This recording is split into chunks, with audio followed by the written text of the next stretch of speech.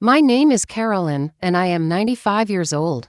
I have arthritis in every joint, cataracts starting in my good eye, and a family so healthy and energetic they managed to sprint away from me without even breaking a sweat. "Grandma, why are you whining?" my granddaughter said over the phone that morning, like she was talking to a fussy toddler and not the woman who once paid for her braces and her first car. "I couldn't pick you up for Thanksgiving, so I'll pick you up for Christmas. Don't be sad there either. Watch something on TV or play checkers. That girl is 46 years old and still thinks checkers solves emotional problems. You take offense too much," she went on. I could hear laughter and clinking dishes behind her, the murmur of a full house. "We didn't throw you out into the street, we put you in a nursing home. You have a separate room, you can only dream of that. We pay several $1,000s a month for you. It's like you're at an eternal resort, but you're still not satisfied." 2,000, I heard myself say, before I could stop. "You pay 2,000, she sighed. "Grandma, don't start counting pennies. We love you, okay? Your 3 daughters, 7 grandchildren and 12 great-grandchildren are all here. We made a toast to you, everybody said your name. Isn't that nice? I have to go." The line went dead. It's funny, the quiet that comes after a call like that. At first it rings in your ears like someone slammed a door in a big empty church. Then the silence settles on your shoulders and suddenly you feel every one of your 95 years. I sat there with the receiver still in my hand, my thumb resting on the little red button, and let the tears come. I cried for a full 3 minutes. I counted. Then I stopped because I refused to let anyone, even my own offspring, make me puffy around the eyes. Yes, I have a separate room. It's 10 feet by 12, with a window that looks out on the parking lot and a maple tree that refuses to die. They painted the walls eggshell and put up a watercolor print of a sailboat, as if that would sell the illusion of a resort. The door has a keypad on the outside for our safety, which is a polite way of saying they don't want the old people wandering. Resort, my wrinkled foot. I used to own a 7-room house. 2 stories, wraparound porch, attic like something out of a novel. Hardwood floors. Steve refinished himself when he still cared about impressing me. A kitchen big enough for 3 daughters and 5 pies at once. I spent 40 years in that house. Raised children in it, hosted Christmases in it, buried a husband out of it. I signed it over to my daughters when I turned 88. "It's easier this way," they said. "We'll take care of everything, Mom. You shouldn't worry at your age. You just enjoy life." I also left them $1.5 million neatly stacked across for accounts. That's what a lifetime of saving, teaching small children, and not buying dumb things will do. $1.5 million, and they wave receipts under my nose like they're saints for paying $2,000 a month so I can be warehoused in what smells suspiciously like an over-sanitized prison. How foolish I was when I put my family's comfort above my own dignity. A knock sounded on my door. I wiped my face with the sleeve of my cardigan. "Come in." Nurse Dana poked her head in, all freckles and kindness. She is 24, always smells like vanilla, and hasn't yet learned how cruel people can be to the ones who love them. "Happy Thanksgiving, Ms. Carolyn," she sang out, nudging the door open with her hip. She carried a plastic tray. "We saved you a slice of pumpkin pie and some cocoa. Real whipped cream, not the spray stuff." I smiled because Dana deserves smiles. "Thank you, sweetheart. Most of the residents went home with their families today," she said, setting the tray gently on my bedside table. As if I hadn't noticed the parade of wheelchairs and walkers being loaded into SUVs all morning. "But we're doing a little movie night later. Miracle on 34th Street, it's Thanksgiving," I said. "Wrong holiday," she grinned. "We were outvoted. Mer. Jenkins wrote a petition." "Of course he did." She patted my hand, squeezed, and left, her rubber sole squeaking down the hall. I picked up the fork and stared at the pie. It was good pie. Dana had baked it herself. I watched her roll the crust yesterday in the kitchen, her brow furrowed like she was negotiating peace in the Middle East. The smell of cinnamon and nutmeg floated up, and suddenly I was 27 again, in a different kitchen, in a different life, long before resorts with keypads and plastic bracelets. At 27, I was a primary school teacher with chalk under my nails and 2 little girls at home who thought I could fix anything in the world with a Band-Aid and a kiss. Steve and I had married at 18 because we were stupid, in love, and because in 1948 if you weren't married at 18 people started whispering that there was something wrong with you. He was kind, steady, respectful. He brought me wildflowers in old milk bottles and held my hair back when I got morning sickness. He called me darlin' until our second daughter was born, and then he started calling me hun, which is the marital downgrade of affection. He was a good man. A decent man. He did everything husbands were supposed to do. He just never loved me. Not the way I needed, anyway. You can feel the difference. You don't need a psychology degree to tell when a man's eyes slide past you, when his hand rests on your shoulder, but his mind is in the next room, thinking about bills or the football game or the secretary with the shiny lipstick. He did his duty. He provided. The sex was adequate in that efficient, lights-off way people don't put in movies. For a while, I tried to teach him how to love me. I left notes in his lunch pail with hearts drawn on them. I bought lace nightgowns on sale and shaved my legs even in winter. I learned that you cannot teach a man how to love you. If he loves you, you'll know it. You'll feel it in the way he looks at you when you're stirring soup or folding laundry. Love doesn't need instructions. I was standing at the blackboard that day when my life tilted on its axis. The chalk squeaked as I wrote. Spelling test Thursday, and then the door opened and in walked a man wearing a military uniform. And a smile that felt like an earthquake. "Excuse me, ma'am," he said. He was tall, shoulders filling the doorway, brown eyes that went soft at the edges when they landed on his niece in the second row. Curly hair, the kind that begged for fingers to get lost in it. Dimples that creased deep when he smiled. A uniform that fit just right, like it had been waiting for him. I knew those dimples. I'd been drawing them in the margins of my notebook since I was 15, imagining a husband with curls, brown eyes, a little mole just above his lip. I imagined him so hard I conjured him into existence. "Uncle John," his niece squealed, leaping from her seat. "Miss Carolyn, this is my Uncle John. He just came back from the war." He took off his cap, and our eyes met properly for the first time.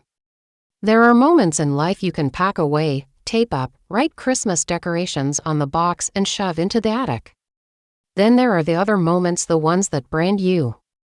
That moment branded me right down to the bone. "John," he said, holding out his hand. "John Carter. I'm here to pick up my niece. Her mom is working late." I took his hand. Warm, rough, steady. There was a hum inside my chest, like someone turned on a radio on a station only I could hear. He looked at me the way Steve never had, like I was something he'd been looking for and wasn't sure he deserved to keep. "Carolyn," I managed. "I'm her teacher." He glanced at my ring. Of course he did. Men like him always notice the ring. His smile faltered just a hair, then steadied. "Pleasure to meet you, Mrs. Thompson," I said. "Mrs. Steve Thompson." I heard myself say it and felt a strange, faint chill. I had never said my husband's name out loud as if I belonged to him. It sounded borrowed. John came back the next week. And the week after that. He volunteered to drive on field trips when he was in town. He single-handedly fixed the broken seesaw in the playground. He helped Billy Jenkins up when the boy scraped his knee and spoke to him in a voice that could have calmed a hurricane. I watched him tie a shoelace once and almost forgot the spelling words. It didn't take long for the other teachers to start whispering in the staff room. "That soldier's sweet on Carolyn, Mrs. Parker said, sipping her coffee." "Can you blame him?" Miss Ellis replied, staring dreamily out the window. I pretended not to hear. I wore my dullest dresses. I went straight home after school. I kissed my daughters goodnight and let Steve do whatever he did from 9 to 10 with the newspaper. Then John asked me out. We were standing by the flagpole at the end of the day. Children poured past us, shrieking with the joy of escape. He shifted from one foot to the other, suddenly awkward, like a boy instead of a man who'd seen war. "Carolyn," he said, and my heart flipped over because he said my name like it was something precious. Could I take you for coffee sometime?" I laughed, brittle. "I'm married, John." He nodded. "I know, just coffee." To people who talk well together, we did talk well together, in the minutes before the bell. In the parking lot as parents pulled up.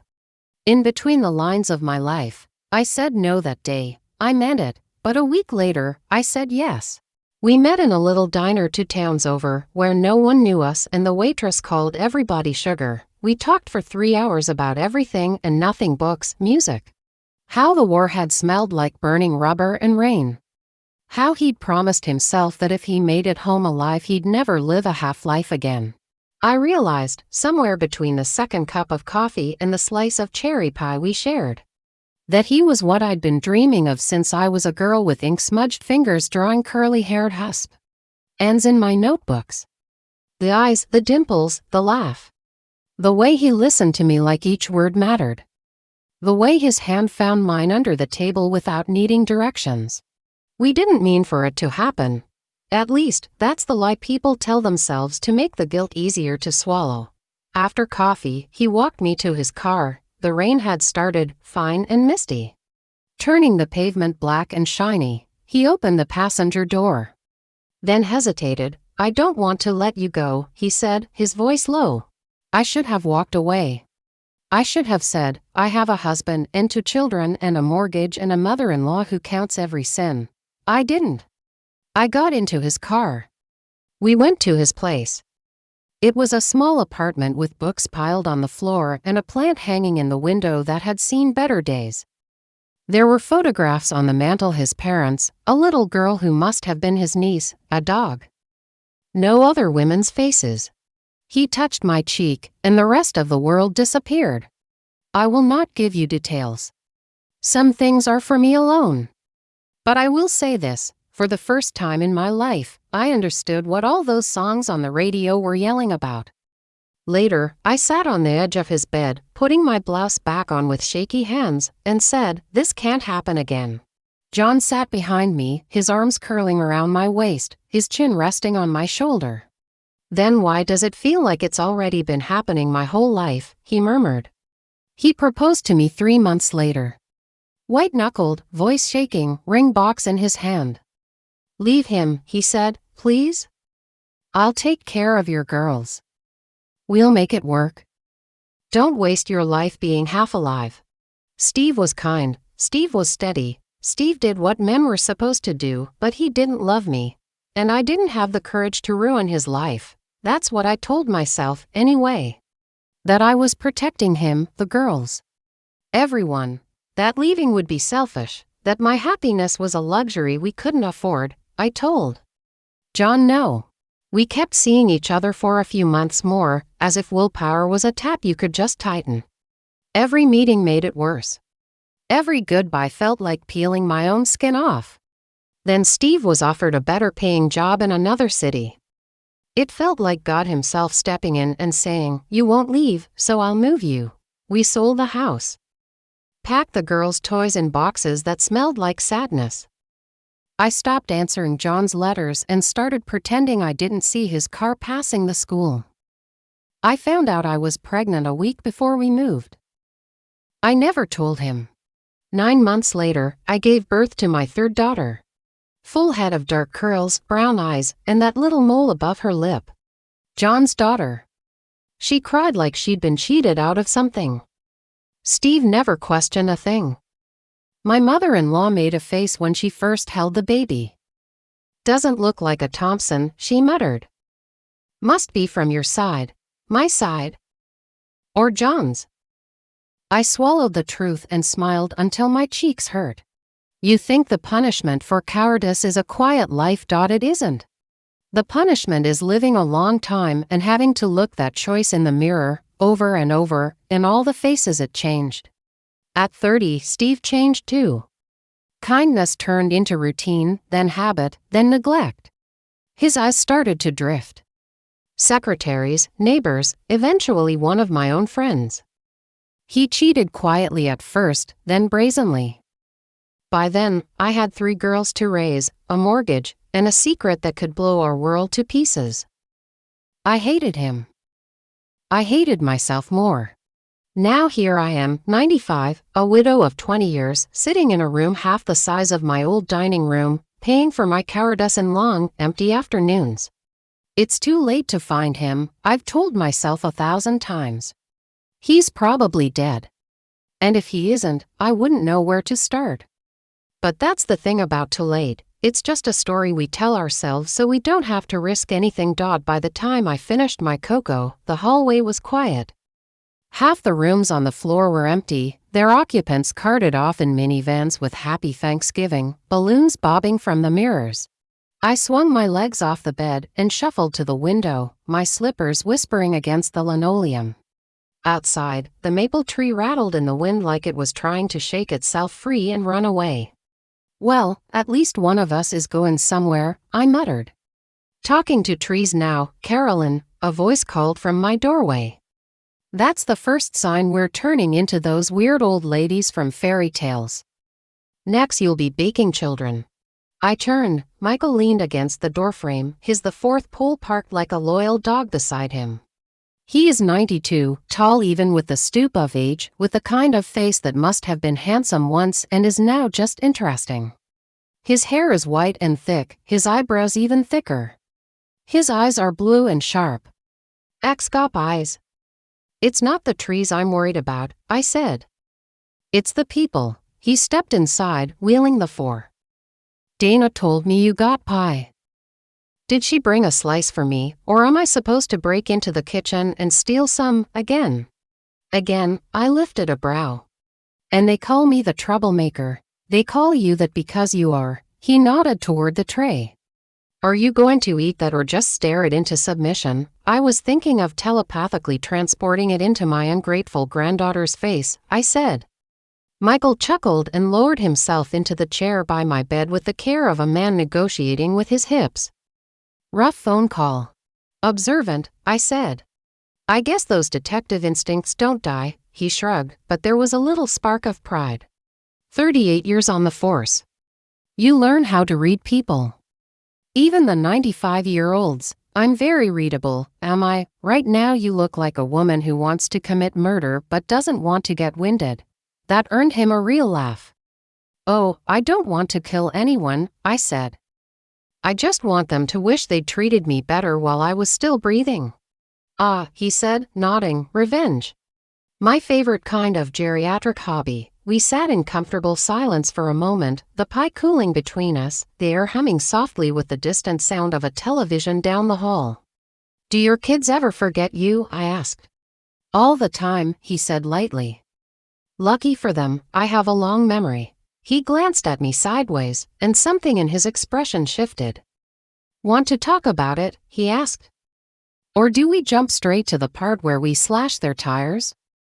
I've got opinions on both approaches. I hesitated.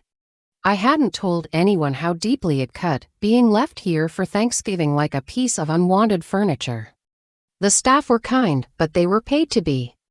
My daughters called when it suited them, visited when it was convenient, patted my hand and fussed about my blood pressure while making sure I remembered exactly how generous they were for funding this resort. But Michael wasn't family. He was worse. He was a stranger who had nothing to gain from knowing my business. That made him safe. My granddaughter called, I said. Told me they all toasted me. While I was here alone, because it was just too much trouble to pick me up and drive 20 minutes, he waited. I left them everything, I said. The house. The money. $1.5 million, all lined up in little neat rows. It'll make things easier, they said. We'll handle your bills. We'll handle the house, and then they handled you right into this place, he said quietly. They show me the invoices like they're taking a vow of poverty. $2,000 a month, Mom. That's a lot of money. Compared to $1.5 million, it's pocket change, I shook my head. I wasn't stupid, you know. I just wanted to believe they'd love me more if I made their lives easier. Michael leaned back and studied me. You know what I see when I look at you, a shriveled old bat with her hair doing battle with gravity. He snorted. No, I see a woman who thinks the story's over when there's still one last chapter to write. 95 is more like the epilogue, I said dryly. The part where the author ties up the loose ends and kills off the remaining characters. Maybe, he said. Or maybe it's the twist ending. I've seen a lot of cases where everyone thought they knew how it would end, and then the quiet little person in the corner turned out to be the one holding all the strings. I thought of my bank accounts, my will, my daughters proudly telling their friends how well they were taking care of me with my own money. I do have strings, I said slowly. They just forgot I'm the one holding them. That's the spirit, he smiled. So what are you thinking? Change the will, leave it all to a cat rescue in Idaho. I like cats, I mused. But I also like the idea of their faces when they realize I'm not just a broken old woman they can park somewhere and forget. You want revenge, he said simply. Yes, I answered.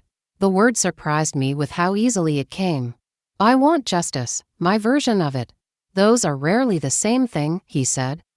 But I've always preferred the homemade kind myself. He reached over and nudged the pie plate toward me. Eat, plot. Sugar helps with scheming, it's a scientific fact. I took a bite because a woman needs strength to overturn her entire life, even at 95.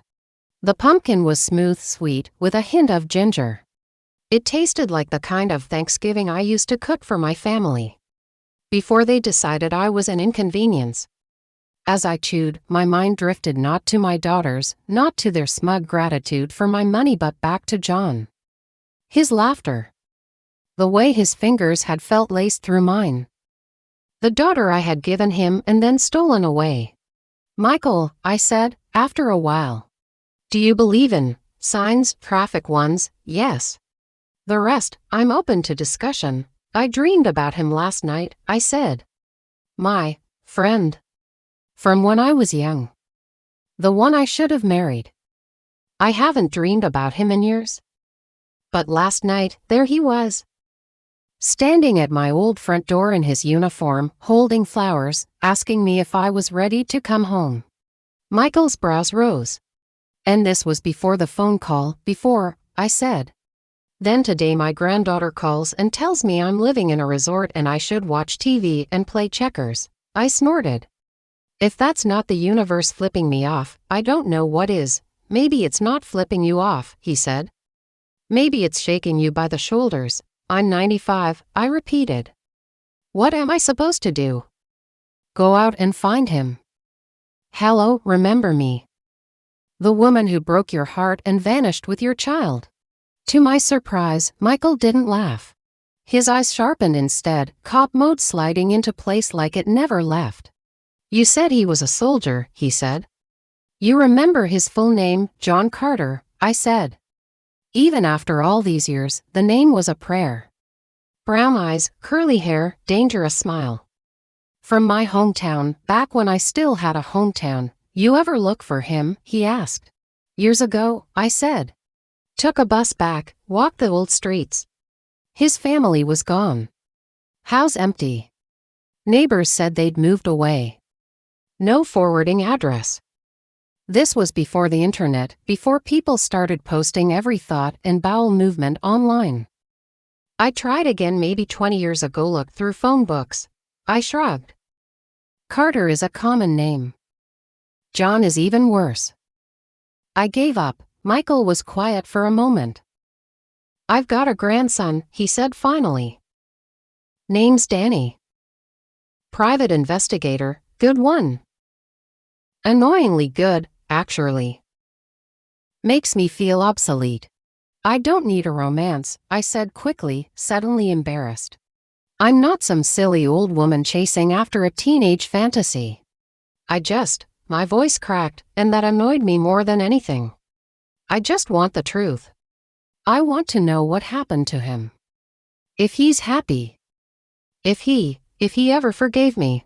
And if he didn't, Michael asked gently. Then I'll deal with that, I said. I've been dealing with worse things for decades. He studied me, then nodded once, decisive. You're right.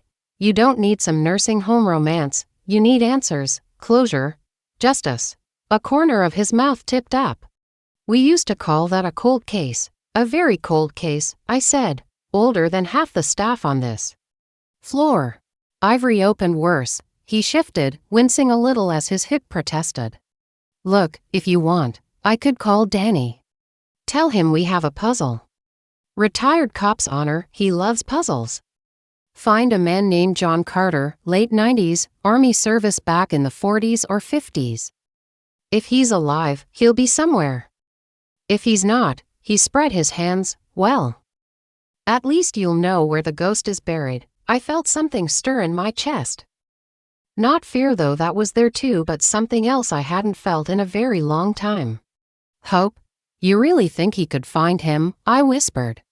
Michael smiled, and in that moment I could see the younger man. He'd been the one who'd questioned suspects and followed trails and believed in answers. Honey, he said.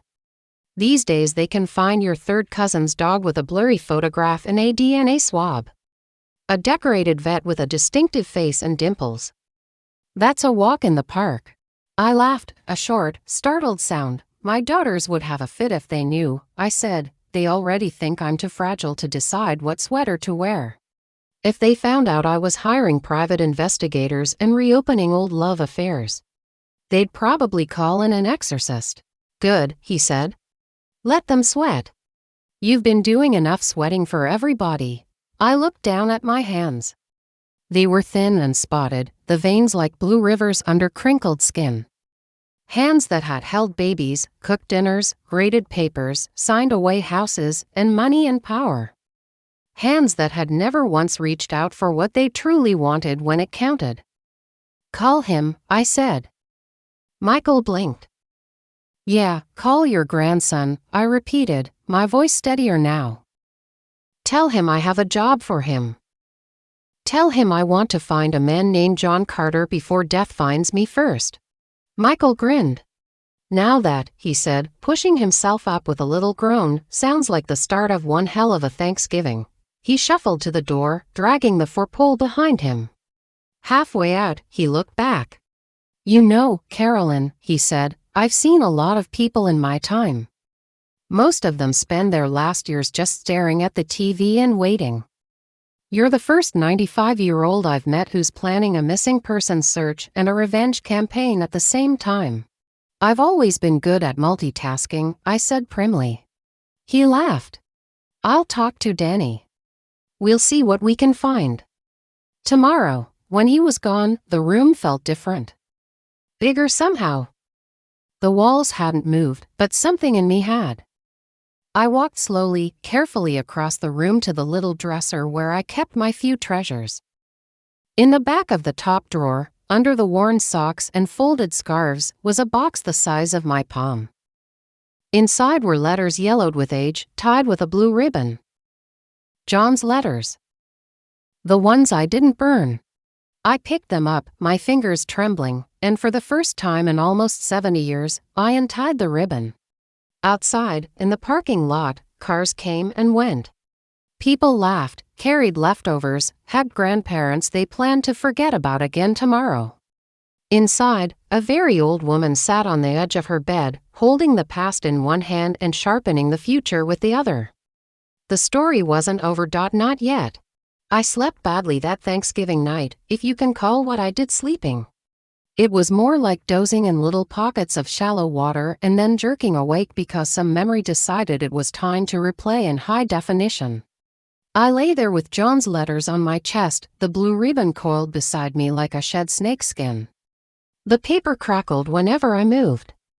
They still smelled faintly of something old, dust, dried ink, and the ghost of his cologne. Sandalwood and soap. Don't ask me how a letter can remember a smell for 70 years, but it did. The first letter I opened was the one he'd written after our first coffee. Dear Carolyn, I don't know how a man can miss someone he's only just met properly, but here we are. I went home and my apartment looked wrong, like someone had moved the walls 2 inches to the left. I'm supposed to be grateful to be alive after what I saw over there, and I am. But tonight, for the first time, I thought maybe I didn't come home just to go back to sleep. Maybe I came home for you. I know you're married. I am not asking for anything you can't give.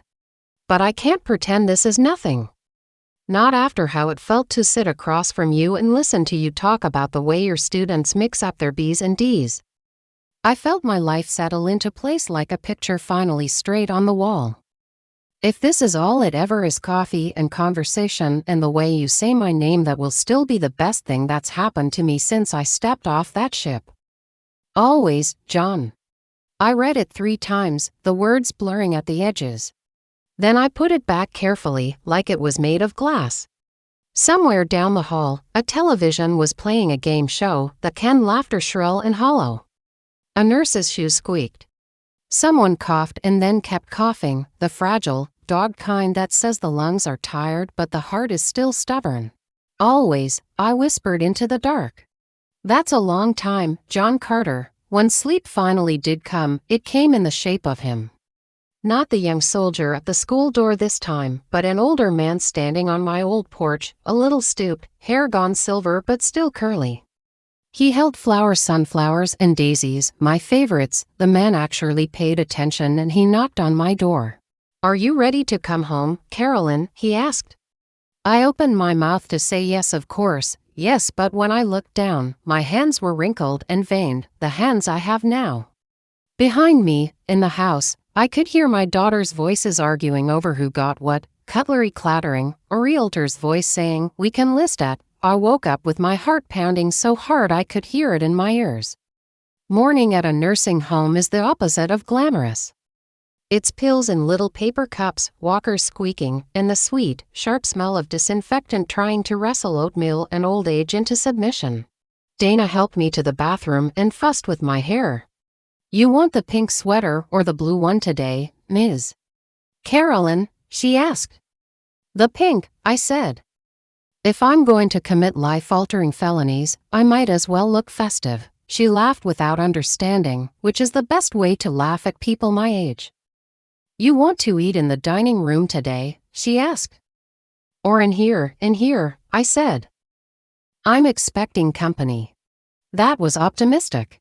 Michael hadn't promised he'd come in the morning, only that he'd talk to Danny tomorrow. But if 95 years have taught me anything, it's that you don't waste a clean sweater and brushed hair. I'd just finished poking at my scrambled eggs when I heard the unmistakable shuffle drag of Michael's gait in the hall. He appeared in the doorway without knocking, for pole in tow like some kind of reluctant sidekick. "You look dangerous," he said by way of greeting. "Pink suits you." "Dangerous is exactly how I feel," I said. Well, what?" He sat down, pretending to be dense. I narrowed my eyes, and he grinned. "I called him last night," he said. "Couldn't wait." "You think I'd sleep with a live case on my hands? You told me tomorrow," I said. I lied. "Get used to that." All good investigators bend the calendar. A tiny knot of excitement tightened somewhere under my ribs. And he's interested. Very interested. Michael leaned forward, his elbows on his knees. Asked me 100 questions. I told him he should talk to you directly if he wanted the real story. My stomach did something unnatural. "I haven't told anyone the real story in decades," I said. "Then you're overdue." He pulled a battered cell phone out of his robe pocket. He said he's free now. "You okay with me putting him on speaker? Or do you want me to pretend you're shy and mysterious?" "Shy is not one of my remaining virtues," I said. "Put him on." He tapped and swiped with his big knobby thumb, cursed once under his breath when he hit the wrong icon, then finally set the phone on my bedside table. It rang once, twice. Yeah, a male voice, brisk, a little amused. "Danny, it's me," Michael said. "Got you on speaker. This is Carolyn, the woman I told you about, the one with the missing soldier and the impressive attitude problem." "I do not have an attitude problem," I said. "I have an attitude solution." There was a short bark of laughter from the phone. "I like her already," the voice said. "Hi, Ms. Carolyn." I'm Danny. Grandpa says you've got a cold case you want warmed up. His voice was younger than I expected, 40, maybe. Confident. The kind of voice that sounds like it's already walking 10 feet ahead of you, checking the path. I want to find a man I should have married 70 years ago, I said. He's probably dead. I want to know for sure. Okay, he said, as if I'd asked him to pick up milk. Name? John Carter, I said. Just saying it out loud in front of other people made the room feel different, like I'd opened a window that had been painted shut. Middle initial, he asked. If he has one, I never used it, I said. To me he was just John. He was in the army, came back from Korea in, 1951, 52. He had a niece in my class. Little girl named Lucy Carter back then, but she might have married and changed her name.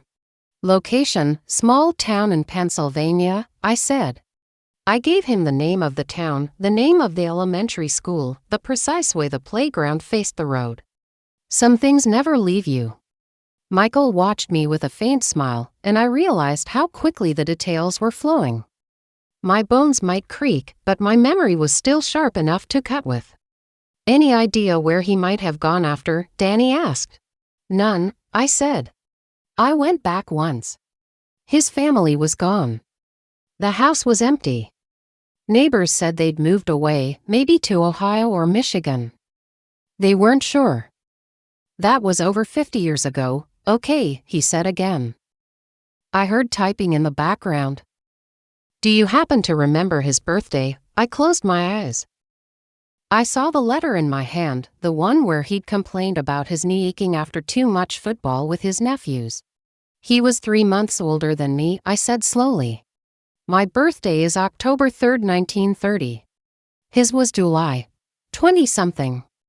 22nd, I think. Or 24th. He turned 22 just before he shipped out. We had a cake in the staff room for him. Mrs. Ellis baked it and burned the edges. That helps, Danny said. Physical description: Grandpa gave me matches half the soldiers in those days. Brown hair, brown eyes, but the dimples and the mole are distinctive. Curly hair, right? Yes, I said, smiling despite myself, curly enough to make a mess of my fingers. Michael coughed pointedly, and I ignored him. That's enough for a start, Danny said. I'll cross-reference Army records, the databases. Maybe voter registration, if he's alive and in any kind of system. We'll find a trail. If he's dead, his voice softened a hair, then we'll find that too. How much is this going to cost? I asked. I'm not looking for a charity case. I have money. Michael shot me a look. You don't have to. Yes, I do, I couldn't. I've spent my whole life giving away power disguised as generosity. I'd like to buy something for myself for once. There was a brief silence on the line. Then Danny said, tell you what. If I find him alive, you pay my usual fee. If I don't, you pay my gas and my time at half rate. Fair, that's ridiculous, I said. If you find him, you can charge me double. Danny laughed. Don't tempt me, Ms. Carolyn. I like you, but I like my conscience, too. Let's stick with normal. And I'll send you a contract by email. Email, I muttered. That's going to be a challenge. This place thinks Wi-Fi is witchcraft. Could you send it to my granddaughter instead? That will annoy her. I find I enjoy annoying her lately, Michael beamed. She's lethal, he told the phone. You sure you're up for this? Grandpa, you put me on a case with a woman who wants to annoy her heirs and find her long-lost lover at 95, Danny said. I'm not up for it. I'm honored. I'll be in touch in a few days, Ms. Carolyn. And, for what it's worth, I hope he's out there. Men don't write letters like the ones you described for just anyone. The line went dead, and suddenly the tiny room felt like the nerve center of a covert operation. Well, Michael said. That went well. Do you trust him? I asked. With my life, he said simply. He got me out of a nursing home like this when my kids tried to park me in one across town. helped me get my finances straight, made sure they couldn't touch a dime I didn't want them touching. He's the reason I can afford to choose this place instead of the hellhole they picked. I eyed him. My daughters chose this one, I said. What does that say? That they wanted you somewhere nice enough they could brag about, he said. But far enough away they didn't have to drop by too often. He wasn't wrong. As if summoned by the criticism, my phone rang the landline on the nightstand with the big numbers and the red emergency button. Caller ID flashed home, not any particular home. Just home, the label my granddaughter had programmed in, as if she owned the concept now. I picked up, catching Michael's quick move to stand and give me privacy. I waved him back down. He could stay. There was nothing left in my life my family hadn't already rummaged through without asking. Hello, I said. Mom, it was my middle daughter, Karen. Her voice always sounded like she was in the middle of a PTA meeting and no one was following the agenda. Happy day after Thanksgiving. Did you get our pictures? I had Lily send them to the nurse. Yes, I said. You all looked very full. We were, she said, laughing. The turkey was enormous. We missed you. Did you watch anything fun on TV? Yes, I said. I watched other people get picked up by their families and taken home. A pause. Mom, don't be like that. You know we wanted to get you, but with the kids, the drive. You live 22 minutes away, I said. I married into a family that lies better than this, Karen. Don't embarrass us both, her voice tightened. You know traffic on holidays. And the cost of gas these days, you have 3 cars between you, I said. All newer than my last hip, she sighed, the put-upon saint. We're doing our best, Mom. We pay a lot for you to be there. It's not like you're in some state facility. This place is expensive. $2,000 a month, I said. That's a lot, she protested. Not compared to $1.5 million, I said. That's what I gave you girls. Do you remember? Or have the zeros blurred, Mom, she said sharply. You wanted to do that. You said you wanted to see us enjoy it while you were still alive. I did, I said. And I'm getting a front row seat. You know, we've been talking, she went on, and my stomach tightened. The money's not infinite.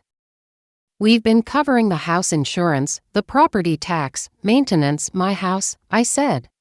Our house now, legally, she corrected. We can't keep bleeding money forever, Mom.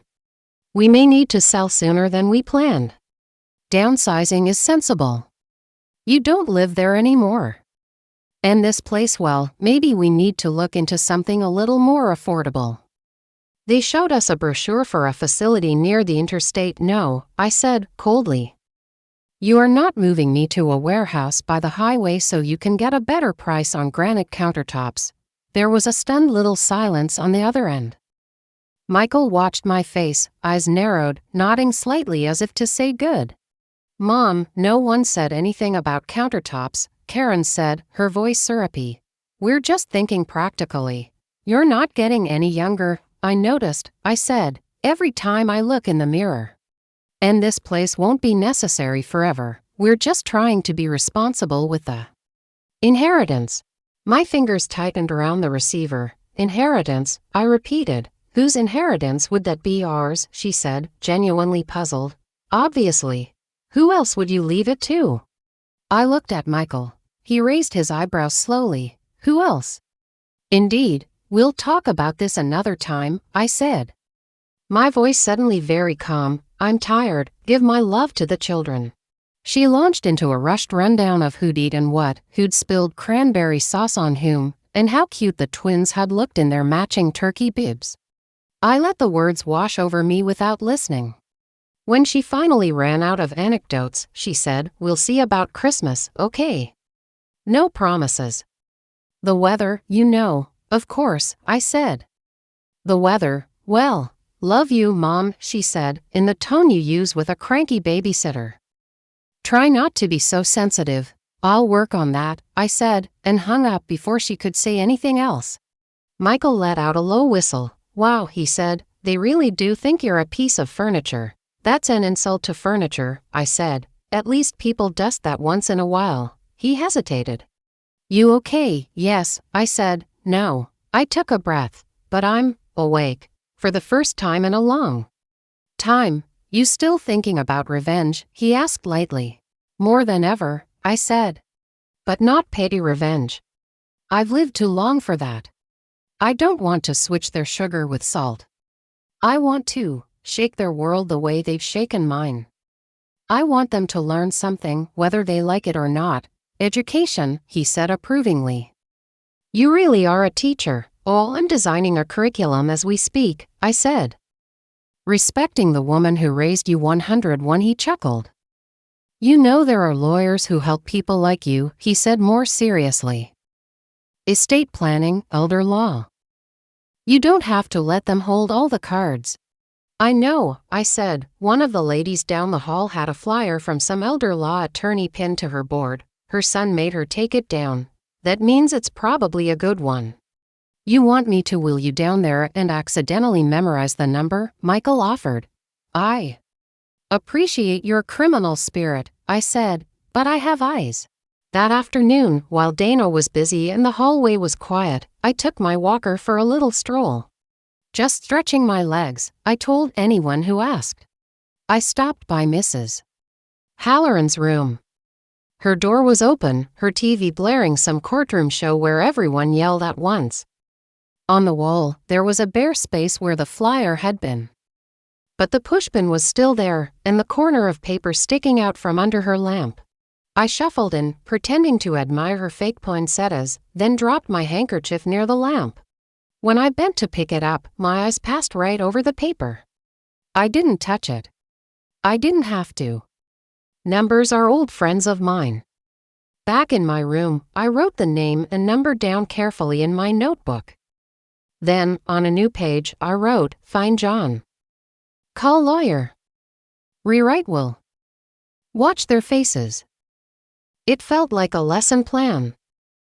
That made me smile. The days between Thanksgiving and the first week of Advent had a strange flavor. Half waiting, half remembering. The nursing home put up decorations, paper snowflakes, a lopsided tree in the lobby, a menorah on the shelf so they could point to inclusivity in the brochure. Nurses wore Santa hats or reindeer antlers. Somebody put a bowl of candy canes at the front desk. They disappeared faster than anything I'd seen since pudding cups. I kept John's letters next to me. I read one almost every day, sometimes aloud to Michael when he came by.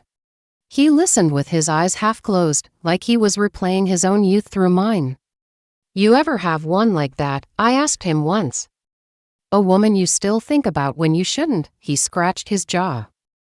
"Maybe," he said. "But she married an idiot and decided to be loyal. So she's somebody else's regret now." We talked more those days.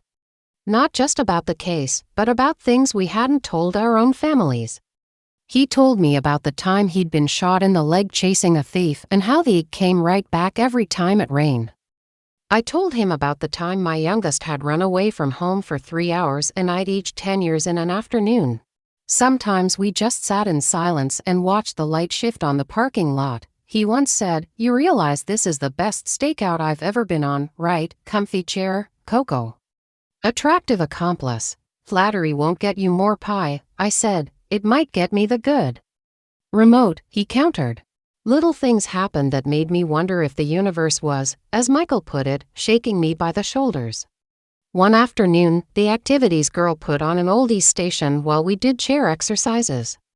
The first song that came on was the one that had been playing in that diner when John and I shared our first slice of cherry pie. I hadn't heard it in decades. That's just coincidence, I told myself, lifting my arms and rotating my wrists. Later that same day, I flipped past a war documentary on the lobby TV and there, for half a second, was a still photograph of soldiers on a ship that looked exactly like the one John had described in his letters. Same angle, same expression on the men's faces, a mix of terror and relief. And every morning, the maple tree outside my window dropped leaves that landed on the glass. One morning, 2 leaves stuck in such a way they made a crude heart shape. All right, I muttered to no one. I get it. Move, Carolyn. On the 4th day after talking to Danny, the phone rang again. This time my heart did a little leap all on its own, the traitor. This could be him, Michael said excitedly from his usual chair. If it's a telemarketer, I'll arrest them. It's not 1955, Michael, I said. You don't have that badge anymore. I have the spirit of the badge, he said. I picked up. Hello, Ms. Carolyn, the voice was Danny's. Hi. It's Danny. How are you? Old, impatient, and in a mood, I said. Do you have news or are you calling to sell me an extended warranty? He laughed. Good. Keep that energy. I've got something. Not everything. But something. Michael clenched his hands on his knees. I cross-checked what you gave me with military records and VA files, Danny went on. I found 36 John Carters who served around the Korean War. Narrowed it down by age, then by state, then by discharge dates. You're very efficient, I said through a suddenly dry mouth. Get to the part where I either start crying or throw something. I think I have 3 serious candidates, he said. 3 men named John Carter, all in their mid-90s, all with some record in Pennsylvania or Ohio in the years after the war. 2 of them are dead. One died back in '89, heart attack. The other in 2002, lung cancer. Both had families, but their obits don't mention a niece named Lucy. And the third, I whispered. Michael leaned so far forward I thought he'd fall out of his chair. The third, Danny said slowly, is still alive. The room swayed. I grabbed the edge of the nightstand. He's 96, Danny continued, lives in an assisted living facility in upstate New York. On his intake form, someone wrote widower, 1 son. Under family, they listed a son. A daughter-in-law. 2 grandchildren. There's a note that says originally from, papers rustled, your hometown. Miss Carolyn, same town you mentioned, and there's a mention in his file of a sister named Margaret. My throat closed. He had a sister named Margaret, I said. She used to send cookies to my class. I can still taste the lemon bars, and this sister had a daughter, Danny went on, named Lucy, who is now 70-something and lives in Florida, because of course she does. A sound came out of me that I didn't recognize. Half sob, half laugh, like a tire blowing out on the highway. So, Danny said gently, I can't say with 100% certainty yet that this is your John. But the odds are extremely good. Michael clapped once hard, then winced and rubbed his hands. I told you, he whispered. I told you we'd find him. Does he know? I managed. Does he know you're looking for him? Not yet, Danny said. I wanted to talk to you first. This is a lot. I can call his son, feel things out. Or, if you prefer, I can give you the number and you can make the call yourself. Whatever you want. I stared at the cheap painting of the sailboat on my wall. It suddenly looked like an illustration for my lifeboat adrift, no land in sight, but still afloat. I need a minute, I said. Take your time, Danny said immediately. I'll email you the basic info in case you want to look at it. And if you want me to make contact first, I can do that. No pressure. No, I said slowly, no. If I've learned anything in 95 years, it's that letting other people speak for you is how you end up locked in a nice prison you paid for yourself. If he's alive and breathing, I need to hear his voice. Even if he hangs up on me. You're sure? He asked. No, I said honestly, but I'm going to do it anyway. He exhaled, like he'd been holding his breath. I'll text Grandpa the number, he said. You can copy it down. Call when you're ready. And, Miss Carolyn, yes. I've read a lot of files, he said quietly. Sometimes you can tell, just from the paper, whether someone went through life half asleep or all in. From what I've read about this guy volunteering, letters he wrote for veteran organizations, the way his son talks about him on social media, he doesn't seem like a half-asleep type. Feels like you two were supposed to have a better story than you got. My eyes burned. Maybe we're finally getting to the good part, I said. Maybe you are, he said. Call me after. Whatever happens, when I hung up, my hand shook so badly I had to lay it flat on my lap to steady it. You okay? Michael asked. No, I said again. But it's a good no. He passed me a scrap of paper. On it, in his unmistakable blocky handwriting, was a phone number. A New York area code. Underneath it, he'd written, John Carter. 96, assisted living. Well, he said softly. There he is. On paper, at least. I stared at the numbers like they were an incantation. I'd imagined finding his grave, a nice stone, maybe some flowers. I'd imagined talking to someone who'd known him, hearing secondhand that he'd moved on, married, been happy. I had not let myself imagine him breathing on the other end of a phone line. You don't have to call right this second, Michael said. Take a day. An hour. Whatever you need, what I need is to not be a coward again, I said. He shut his mouth wisely.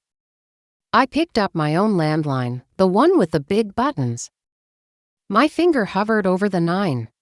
Once, years ago, my oldest daughter had asked me, Mom, do you believe in soulmates?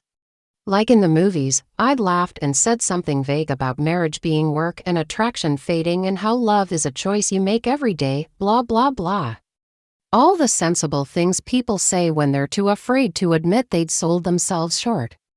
Standing there with the phone in my hand, my 95-year-old heart beating like it was 27 again, I understood something. Soulmates are not about fairy tale perfection.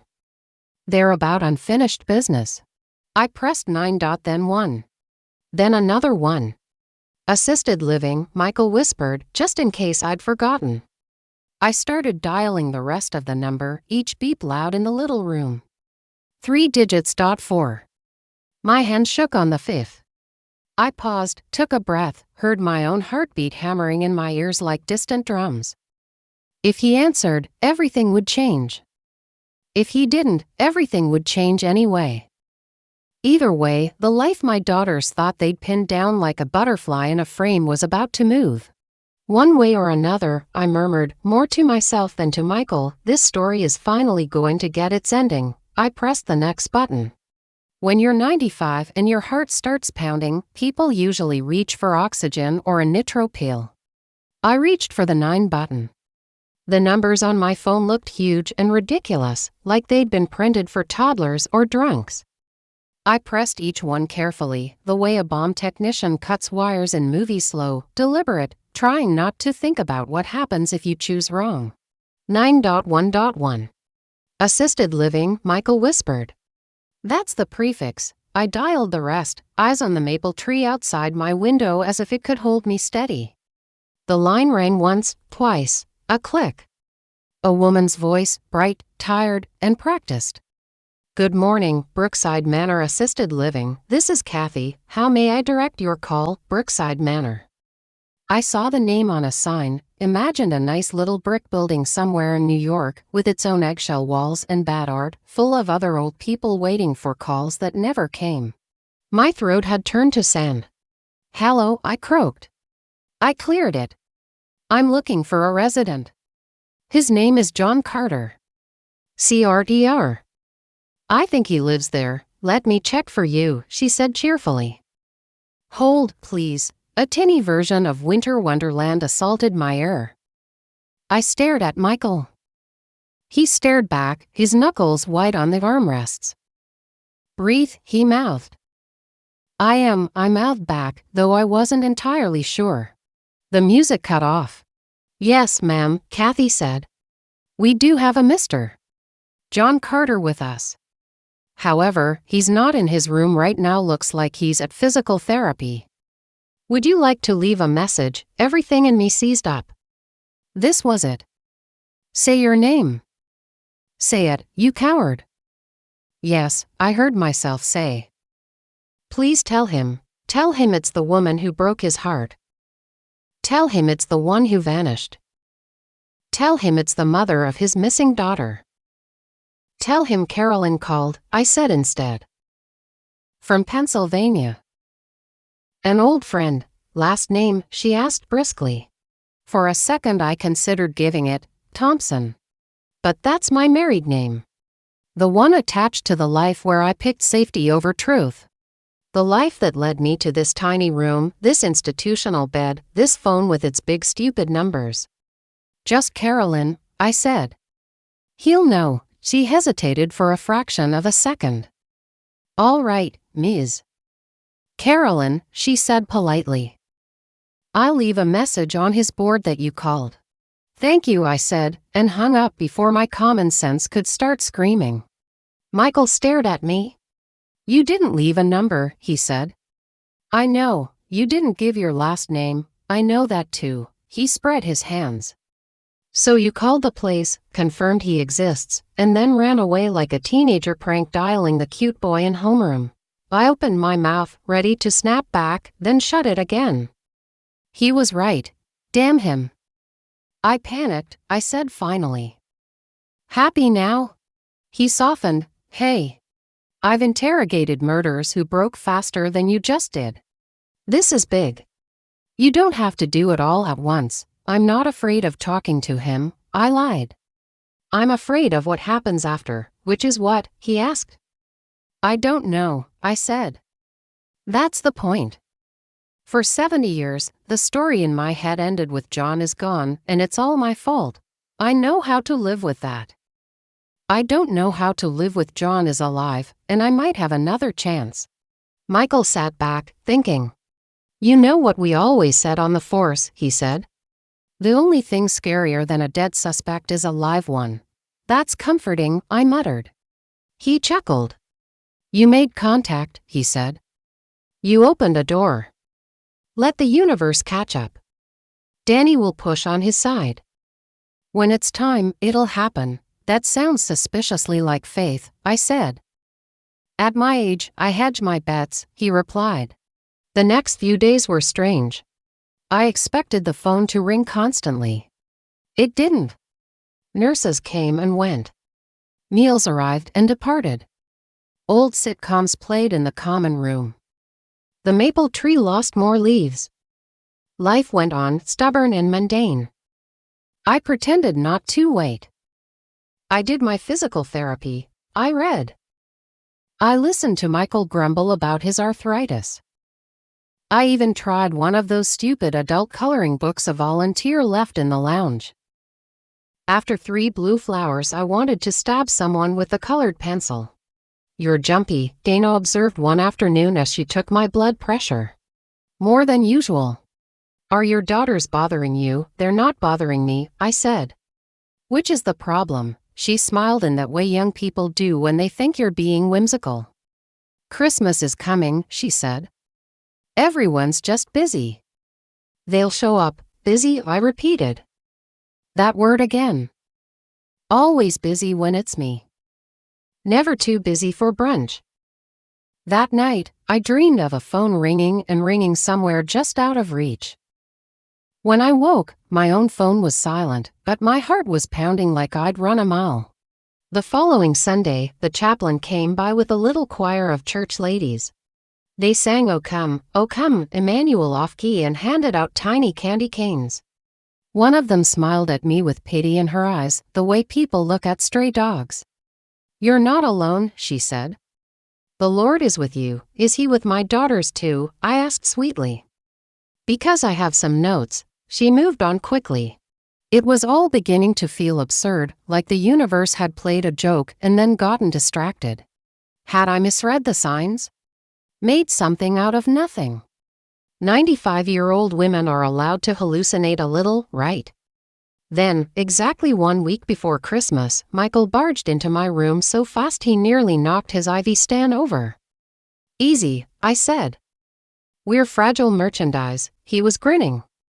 Actually grinning, like a boy with a slingshot and a window in front of him. He waved his phone in the air. 2 things, he said, breathless. 1. My cardiologist would have a stroke if he saw me moving this fast. 2. We found him. Really found him. Danny just got off the phone with his son. The world snapped into sharp focus. I know he's alive, I said, my voice little more than a whisper. We called? No, he said, dropping into the chair. Alive and remembering. Alive and talking about a woman named Carr. He caught himself, looked at me. You should hear this yourself. He swiped, tapped, then held the phone out to me. I could see the text message, talk to son. His dad is John M. Carter, 96, widower. Originally from our town. Asked him if the name Carolyn meant anything. He started crying. My eyes blurred so quickly I didn't see the rest. Michael kept reading aloud. Son says he's talked about a woman from back home his whole life. Said he wrote letters that never came back. Said losing her was his biggest regret. He thought she was dead by now. Son wants to know if you're real or if Grandpa's finally manifested a girlfriend out of thin air. A laugh burst out of me, part hysterical, part relief. I am a little thin these days, I said weakly. Michael put the phone in my hand. Danny's on standby, he said. He can three-way call, or we can call John's room direct. His son gave permission. Your move. In that moment, the fear that had made me hang up on the receptionist shrank down to something small and mean. I'd lived a whole life built on that smallness, that fear of making people uncomfortable, of being the problem. It had cost me more than I was willing to admit. Not this time. I want to call him, I said. Michael nodded, as if we were about to kick down a door together. All right, partner. Between the two of us, we managed to punch in the digits Danny had sent, my hands shaking too much for precision. Michael steadied my wrist. We put the phone on speaker and set it on the table. The ring sounded different this time, deeper. More serious. Like it knew once, twice. 3 times. Then, a click, a rustle. A voice, faint and rough with age, hello. It's a strange thing, recognizing someone you haven't heard in 70 years.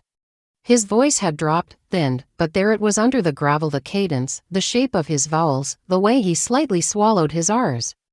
I felt like someone had reached into my chest and squeezed. John, I said. My voice cracked on the second consonant.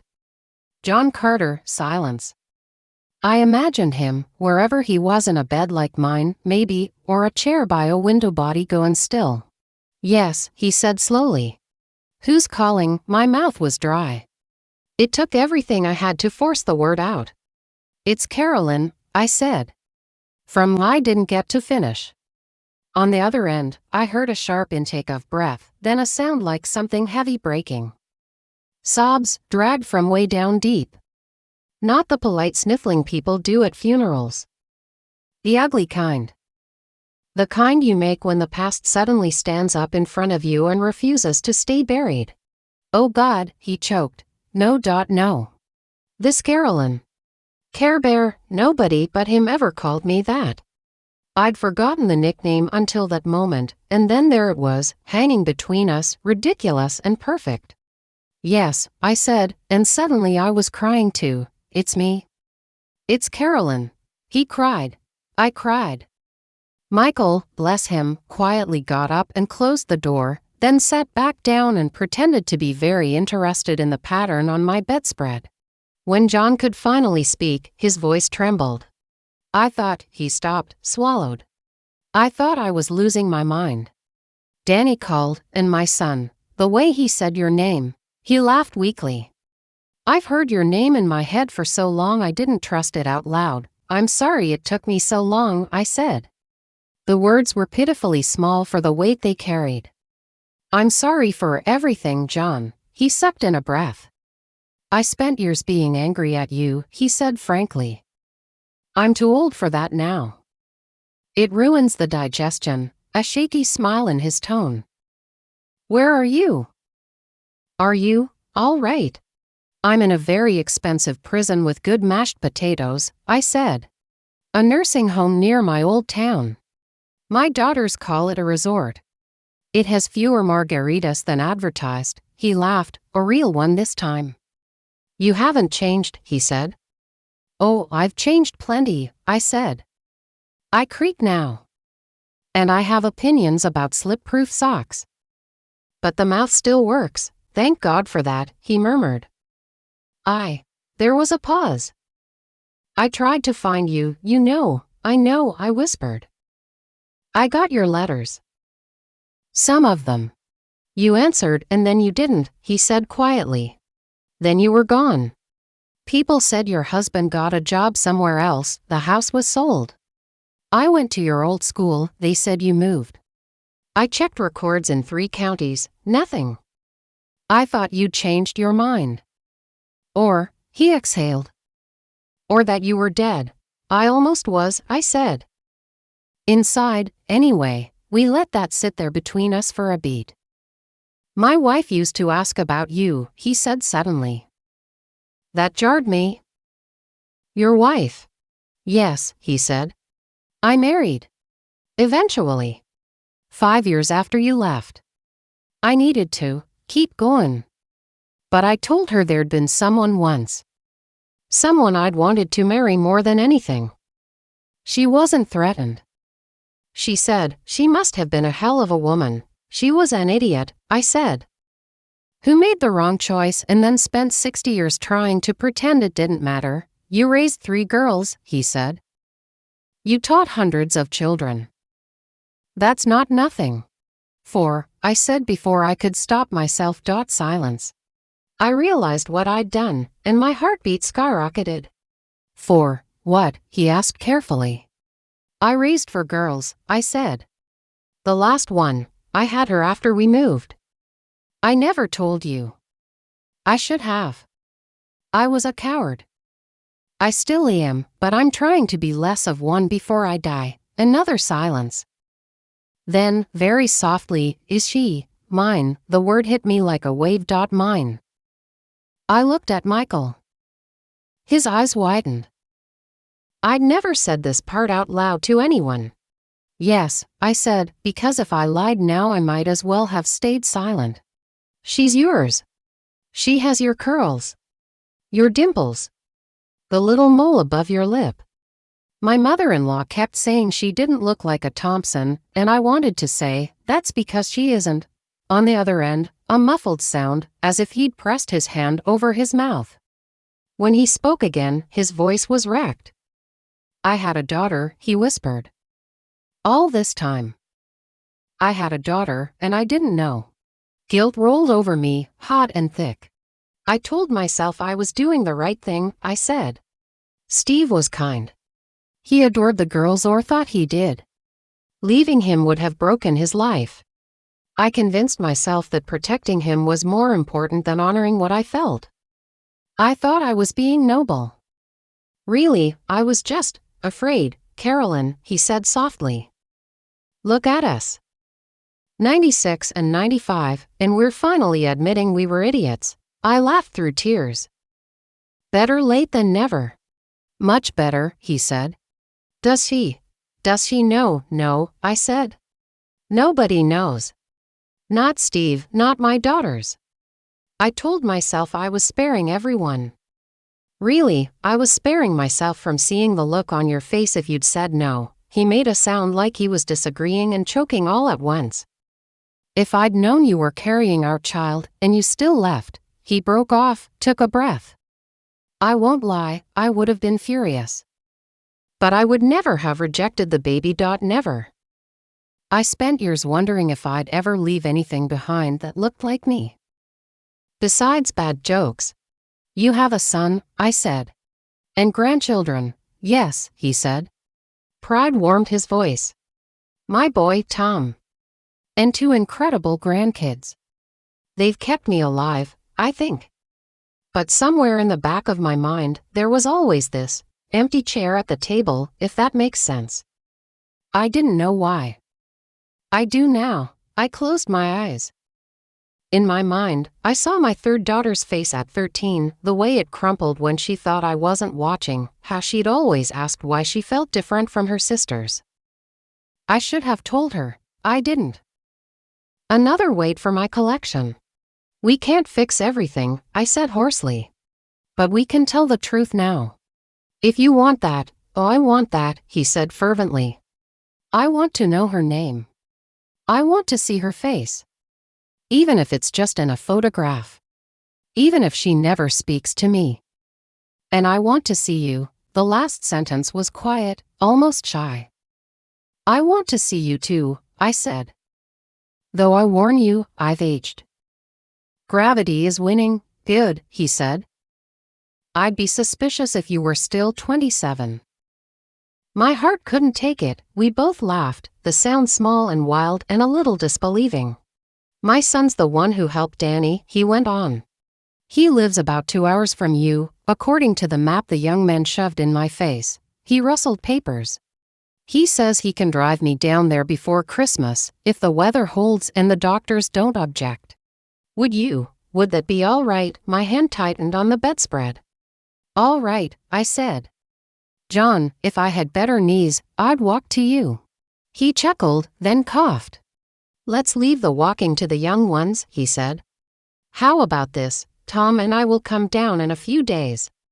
We'll sort out the exact time with your detective friend. We'll meet in that fancy prison of yours. You bring your attitude, I'll bring my dimples. We'll see if they still work. I already know they do, I said. We talked for almost an hour, about everything and nothing. His wife had died 10 years ago, cancer, he said simply. She went fast, too fast, and yet not fast enough. He'd moved to the assisted living place after a fall in his kitchen. Apparently you can't stand on chairs and change light bulbs at 88, he said dryly. Who knew? I told him about Steve's infidelities, about my years of swallowing my resentment because I was more afraid of being alone than being unhappy. I told him how, after Steve died, the house felt too big and the bed felt too cold, but somehow I still didn't do anything but keep breathing.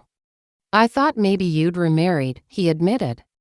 I used to imagine you with some professor type who quoted poetry and understood you better than I did. Nobody understood me better than you did, I said. That was the problem. You saw me, and it scared me. I've been hiding ever since. Well, he said, his voice suddenly steadier, enough hiding. Eventually, the nurse at his facility popped in to remind him about medication. I heard her in the background. Mr. Carter, your pills, remember, he grumbled but agreed. I have to go, he said reluctantly. Apparently, at this age you can't skip your heart meds to talk to your long-lost lover. The system is rigged. Listen to your nurse, I scolded. I want you alive when I yell at you in person for not trying harder to kidnap me back then.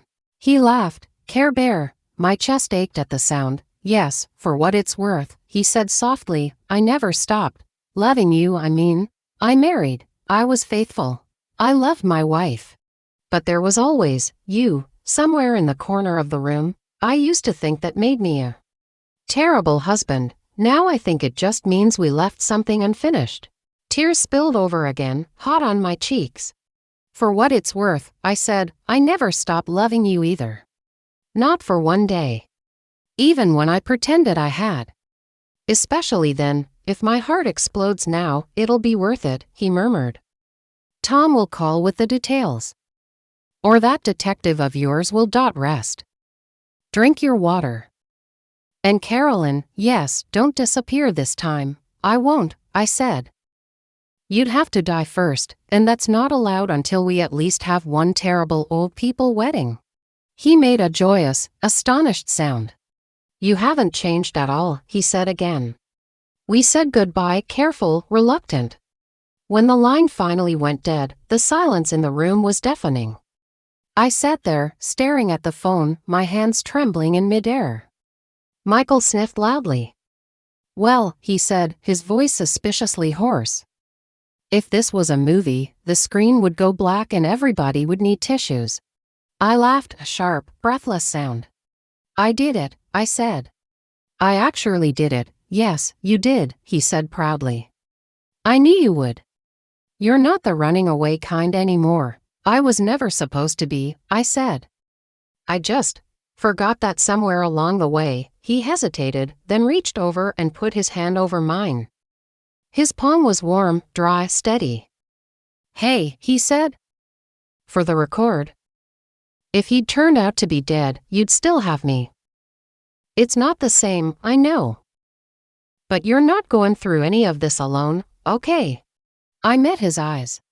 There it was, right on the surface: affection, respect, something like love, maybe in a different flavor than the one I had for John, but real. Solid, I know, I said gently. And I'm glad. He nodded once, like we'd sealed a pact, then withdrew his hand, embarrassed. Now, he said briskly, about that revenge plan. We're on a schedule. You've got a man coming to visit, and you still have to rearrange your entire legal universe. I wiped my eyes with the back of my hand. You're right, I said. Where's my notebook? He handed it to me reverently, like it was evidence in an important case. On the page where I'd written my list, I drew a firm line through the first item. 1. Find John. 2. Call lawyer. 3. Rewrite will. 4. Watch their faces. 1 down, Michael said. 3 to go. I called the lawyer the next morning. His name was Richard Bennett, elder law and estate planning according to the flyer. When the receptionist patched him through, his voice sounded brisk and professionally concerned, like a doctor who tells you bad news but offers a brochure. Ms. Carolyn, was it? He asked. I understand you'd like to discuss your estate. That's the polite way of saying I want to blow up the script my children think they've written, I said. Can you help with that, Bennett? He chuckled. I can certainly help you understand your options, he said. Tell me your situation. I laid it out, neat as lesson notes, the $1.5 million I'd handed over already. The house now in my daughter's names, the current will. Drawn up 10 years ago when I still believed that being generous would buy me loyalty. And in this will, he confirmed, everything you have left goes to your 3 daughters, equally. Yes, I said, every last cent. They encouraged me to do it, said it would avoid conflict later. I snorted. They meant conflict between them, not between them and me. And how much do you have left now? He asked. I told him. Even after my generosity, I still had a tidy nest egg.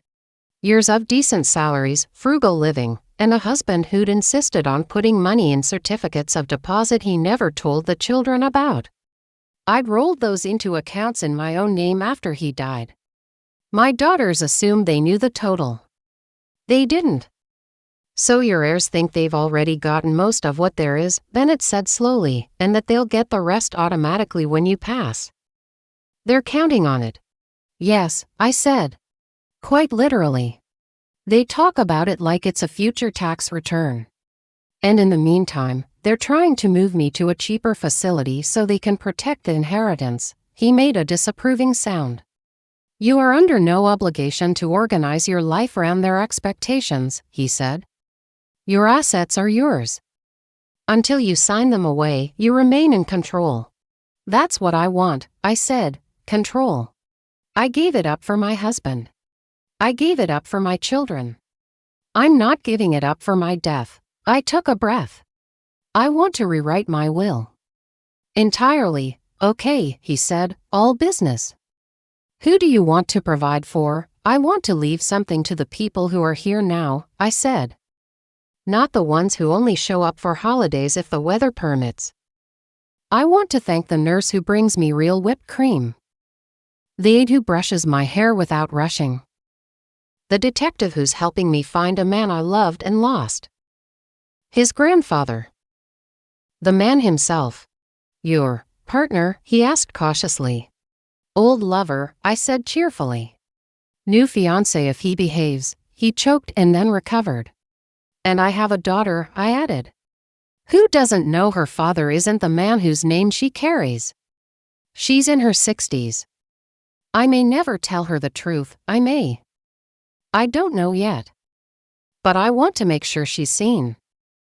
That she gets what she was always owed, even if I can't say it out loud. Understood, he said quietly. I'm not saying I want to cut my other daughters out completely, I went on. I'm not cruel. But I want the balance of things to reflect reality, not obligation. They got my house, my money, my time, my energy, my spine. They got everything first. They can survive on a little less of the last act. We can absolutely do that, Bennett said. It's your right. We'll draft a new will. You decide percentages and specific bequests. We'll also talk about powers of attorney, medical and financial. Do your daughters currently hold those? Yes, I said tightly. Would you like to change that? I would like to set them on fire, I said. But I will settle for revoking and reassigning, he laughed. We'll do the legal equivalent, he said. Is there someone you trust who can handle those responsibilities? I thought of my daughters, with their spreadsheets and agendas. Then I thought of Michael, dogging his grandson about every detail of the detective work. I thought of Danny, professional, clear, sharp. I thought of John's son, who had listened to his father talk about me for years and still hadn't written him off as senile. I have a few candidates, I said. Let me talk to them, and I'll get back to you. We set a date for him to come to the nursing home with documents. I do house calls, he said. Or in this case, facility calls. There are a lot of you taking matters into your own hands these days. It's my favorite part of the job. After I hung up, I felt lighter. Not happy, that was too simple a word, but cleared out. Like I'd opened windows in a house that had been shut up for years. You look dangerous again, Michael observed. I have a lawyer, I said. And a man coming to see me. And a family about to find out that the old woman they parked in a resort is about to move the furniture in their heads, he grinned. Remind me never to get on your bad side. Too late, I said sweetly. You're already drafted into my crime syndicate. The days before John's visit passed in a blur of anticipation and small rebellions. I refused to participate in the group viewing of It's a Wonderful Life. I've seen enough men get second chances, I told the activities director. Let's watch something where the woman does. I started walking a little farther each day with my walker, practicing for the moment I'd stand up out of my chair to meet him. I went through my wardrobe: 3 cardigans, 2 blouses that don't make me look like a deflated balloon, 1 pair of slacks that still fit without cutting off circulation, and chose the soft blue sweater. John had once told me it made my eyes look like a clear sky you see after a storm. Are you going on a date? Dana teased as she helped me lay it out. Yes, I said matter-of-factly.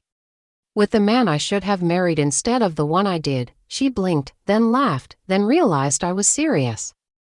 You're not joking. I don't joke about that, I said. My eldest daughter called 2 days before he was due to arrive. Her voice was stiff. Mom, she said, what's this about a private investigator contacting us? Something about confirming family information. Ah. Danny had begun covering his procedural bases. Oh, that, I said lightly. I hired him. He's very good. To do what? She demanded. To find someone, I said. Shepherding my feelings is not one of your job descriptions, so I outsourced. There was a stunned pause. Are you? All right, I'm splendid, I said. How are you? Still terribly busy. She launched into her usual litany: work, kids, social obligations. At the end, she said. We're trying to figure out Christmas. We might not be able to get you that day. But maybe before New Year's, we'll see. Don't stress yourself, I said serenely. I may not be available. Not available, she sounded offended. What else do you have to do? Oh, you know, I said. Mystical encounters, long-lost loves, rewriting my will. Things of that nature. If I'm not here, I'll leave a forwarding address. Mom, this isn't funny, she snapped. I'm not laughing, I said, and hung up before she could. Michael shook his head. You're going to give them a collective ulcer. They've been giving me one for years, I replied. Fair trade. The night before he was due to come, I hardly slept. I lay in the dark, listening to the hum of the building, the distant elevator, the squeak of medication carts, someone down the hall singing an old hymn under their breath. At around 2 in the morning, the air in the room seemed to change. Don't ask me to explain it. I've lived long enough to know when something's just in your head and when the world itself takes a breath. I felt watched. Not in a sinister way. more like anticipation, pressing against the windows. "All right," I whispered into the dark. "I get it. I'm going. I'm doing it." "You can stop with the theatrics." The small lamp on my dresser flickered once. Just once. The bulb was new. "Show off," I muttered. When I finally dozed off, I dreamed of my classroom. Small desks. Chalk dust. Sunlight on the floor. The door opened, and there he was again in his uniform, but older this time, gray at the temples, lines around his eyes. He smiled, and all the years between us folded up like an accordion. "Ready for your test, Miss Thompson?" he asked. "What subject?" I asked. "Courage," he said. I woke up smiling. On the morning of his visit, the sky was white with cloud, the kind that can't decide whether to snow or sulk. I dressed in my blue sweater. Dana fussed with my hair until I threatened to bite her if she sprayed any more of whatever gunk she'd found in the supply closet. Michael was in my room by 10, wearing his best shirt and a tie that had seen better decades. "I figured someone should run a background check on this guy," he said. "Make sure he's good enough for you. He survived war, life, and loving me from a distance," I said. "He's more than good enough. You say that now," he said. "Wait until he tries to sit in my chair." We waited. Half the building seemed to know something was up. One of the aides poked her head in and whispered, "Is this the day?" like we were hatching a jailbreak. I nodded, and she clapped silently like a child. Time did what it always does when you're watching it. It dragged its feet and smirked. 10-30, 10-40-5. My heart pounded every time I heard an elevator door open down the hall. Voices floated in and out. One of the orderlies wheeled past my open door with a tray.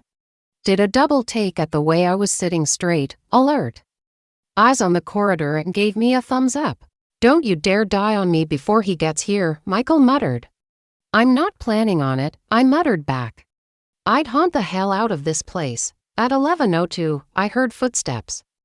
Different from the usual shuffle of slippers or the brisk click of rubber soles. A steady, purposeful tread, heavier, younger. Another pair, lighter, careful, slower. And then, finally, a knock on my door. The knock on the door was ridiculous, really polite, gentle, like someone asking if they could borrow sugar. After all this time, after all that pain, after 70 years of what-ifs, the universe announced itself with tap, tap, tap. Michael and I froze. "That's him," Michael whispered. "How do you know?" I whispered back. "Because I've seen that look on your face," he said. "That's the if it's a Jehovah's Witness I'm going to tackle them anyway look. Come in," I called, and my voice only shook a little. The door opened. First I saw the grandson. Tall, mid-30s maybe, dark hair, olive skin, broad shoulders.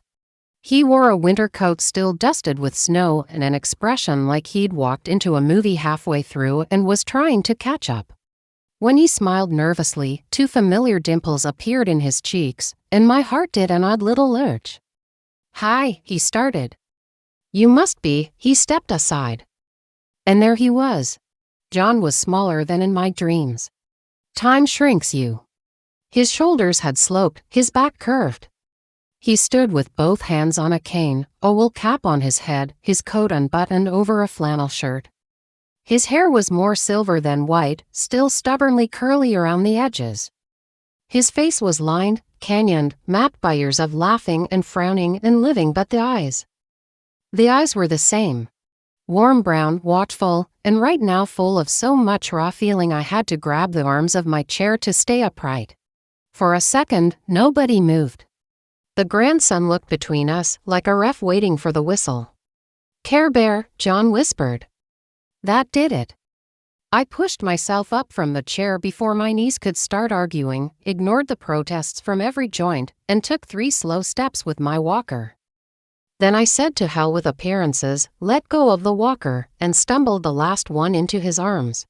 He dropped the cane and caught me like he'd been standing there waiting 70 years to do exactly that. I swear to you, I flew. 95 or not, my body remembered that first night in his apartment when I'd stepped into his arms and the world had snapped into place. This was slower, creakier, our bones clicking a little like old radiators, but the feeling underneath. The same. He smelled different, less soap and sandalwood, more medicinal cream and wool. But under that, there was still that faint note my brain had apparently kept on file all these years: John. I buried my face in his shoulder and felt him shake. He was crying again. So was I. Poor grandson. Poor Michael. Two old people clinging to each other in a nursing home room like a scene from a very specific foreign film. "I've got you," he murmured, his voice rough. "I've got you. You're real. I would have worn something sexier if I'd known you'd cry this much," I muttered into his chest. He let out a wet laugh that nearly buckled us both. I pulled back just enough to see his face. Close up, the ears were brutal and beautiful. His brown eyes were cradled in wrinkles, laugh lines turned into landscape. There was a faint scar near his temple I didn't remember. His nose had a small dent that said grandchild with a toy truck, and when he smiled, when he smiled, the dimples appeared, softer now but still deep enough to fall into. "Hi," I said, because after all that, I am still an American woman. We say hi to anything. "Hi," he echoed, and his smile shook. You look exactly like you." "Just more so, flatterer," I sniffed. "You look like someone left you in the dryer too long." Michael cleared his throat loudly. "Introduce the rest of us, or I'll start frisking people," he said. I stepped back, my legs trembling. John's grandson swooped in, picked up the cane, and slid it into his hand with an ease that spoke of practice. "Grandpa, you okay?" he murmured. "Yes," John said, eyes still locked on mine. "Yes. This is good." He blinked, then seemed to remember the rest of the room existed. "Tom's boy," he said. "This is Daniel, of course." "Another damn Daniel," Michael grumbled. "How many detectives named Danny does one story need?" The grandson laughed. "I heard there's a competing detective," he said, stepping forward and offering his hand. "Hi, Ms. Carolyn. I'm Daniel Carter. My dad's Tom." We spoke with Danny the Pie. "I'm the chauffeur, muscle, and emotional support for the old man." "Don't call me old man," John protested automatically. "I'm at least 6 months younger than she is." I shook Daniel's hand. His grip was firm, respectful. His eyes searched my face with curiosity, but not judgment. He'd grown up with my ghost in the room, I could see it. "Thank you for bringing him," I said quietly. "You didn't have to." "Oh, I think I did," he said. "He's been talking about Carolyn for as long as I can remember." When Danny's call came, he looked 10 years younger and 20 years more terrified. I figured I might as well see what kind of woman can haunt a man for 70 years. "And," Michael asked, "ever the cop?" Daniel grinned. "I get it," he said. I liked him immediately. We arranged ourselves as best we could, John in the chair closest to me, Michael in his usual spot, Daniel leaning against the wall like security. My walker glared at me from the corner. For a few minutes we just looked. I have had babies. I have watched them take their first steps, say their first words. I've watched sunsets from porches and sunrises from hospital windows. I've seen miracles and horrors and everything in between. But nothing, not one thing, has ever felt as strange and right as sitting on that bed, looking at the 96-year-old man who should have been my husband. "So," John said finally, with the shaky bravado of someone stepping onto a stage, "how'd your life turn out?" "Terribly," I said. "Next question." Everyone laughed, and some of the tension broke. "We talked." "Oh, did we talk?" He told me about his life in bullet points that gradually turned into paragraphs. After I left, he threw himself into work, warehouse jobs, a stint in a factory, anything that kept him moving. "I couldn't sit still," he said. "If I sat still, I thought about you, and your husband, and all the ways I'd failed to be enough." He married a nurse named Ellen in 1958. "She was kind," he said, "steady. And she took no nonsense from the doctors or from me." His eyes softened. She knew from the beginning that there'd been someone before. She asked me on our third date, "Are you still in love with her?" I said, "Yes, but that doesn't mean I can't love you too." She thought about that for a while. Then she said, "I can live with being second place to a ghost if the ghost never comes back. Just don't lie to me." "And you didn't?" I asked. "Never," he said. "Not once." She got the best of what I knew how to give at the time. We had our boy, Tom. We fought sometimes. We laughed a lot. She died holding my hand. He swallowed. "She'd like you. She'd probably smack us both for waiting this long." "She sounds wonderful," I said. And she did. I felt a sharp pain, not of jealousy, but of something quieter, more complicated. Relief that he had been loved. Regret that I hadn't been the one to give it. Gratitude that someone had. I told him about Steve. About the early years when kindness felt close enough to love that I convinced myself the difference didn't matter. About the later years when his affairs piled up like unpaid bills and my resentment curdled into something that tasted like metal and bile. "I should have left him anyway," I said. "Baby or no baby. Love or no love. For me, if not for you." I was so busy trying not to hurt anyone, I let myself bleed out slowly for decades. "You did what you thought you had to," John said gently. "God knows, back then, leaving your husband with 3 kids wasn't exactly a walk in the park. Especially when the whole town would have blamed you. Somebody was going to suffer either way," I said. "I chose me, and you. And our daughter. And then I spent my life calling that choice sacrifice so I could stand to look at myself in the mirror." Michael made a little approving noise. "Look at you," he said. "Peeling the layers right off in front of the man. That's gutsy." "Shut up, Mike," I said without heat. "We told stories. Little ones, sharp ones." He still remembered my recipes. "You made that apple pie with cheddar in the crust," he said. "I thought you'd lost your mind until I tasted it. You snuck a jar of pickles into the movie theater and made the entire row smell like vinegar," I countered. I was embarrassed and turned on at the same time. It was very confusing. Daniel nearly choked trying not to laugh. "Okay, I did not sign up to hear about Grandpa being turning on anyone," he muttered. "Get used to it," Michael said. "Old people invented all the stuff you kids think you discovered." When the talk turned to our children, my stomach clenched. John listened as I described each of my daughters: Linda, the eldest, with her schedule and her spreadsheets; Karen, the middle one, managing everyone else's emotions like it's a card game she intends to win; and my youngest, my curly-haired girl. "I named her Rachel," I said quietly. "She always felt different. Stuck between worlds. She's the one who calls me just to talk. The others call with agendas. Rachel calls with recipes and gossip and pictures of her dog." "She's the one," he said softly. "She is," I said. "She doesn't know." He thought about that for a long moment, his fingers tracing circles on his cane. "Do you want her to?" he asked. "I don't know," I admitted. Part of me wants to tell her everything, hand her the missing piece of her face. Part of me is afraid it will wreck what little she has of Steve in her memory. "You can't protect dead men from the truth," Michael muttered. "Smart man," John said. "I keep him around for his commentary," I said.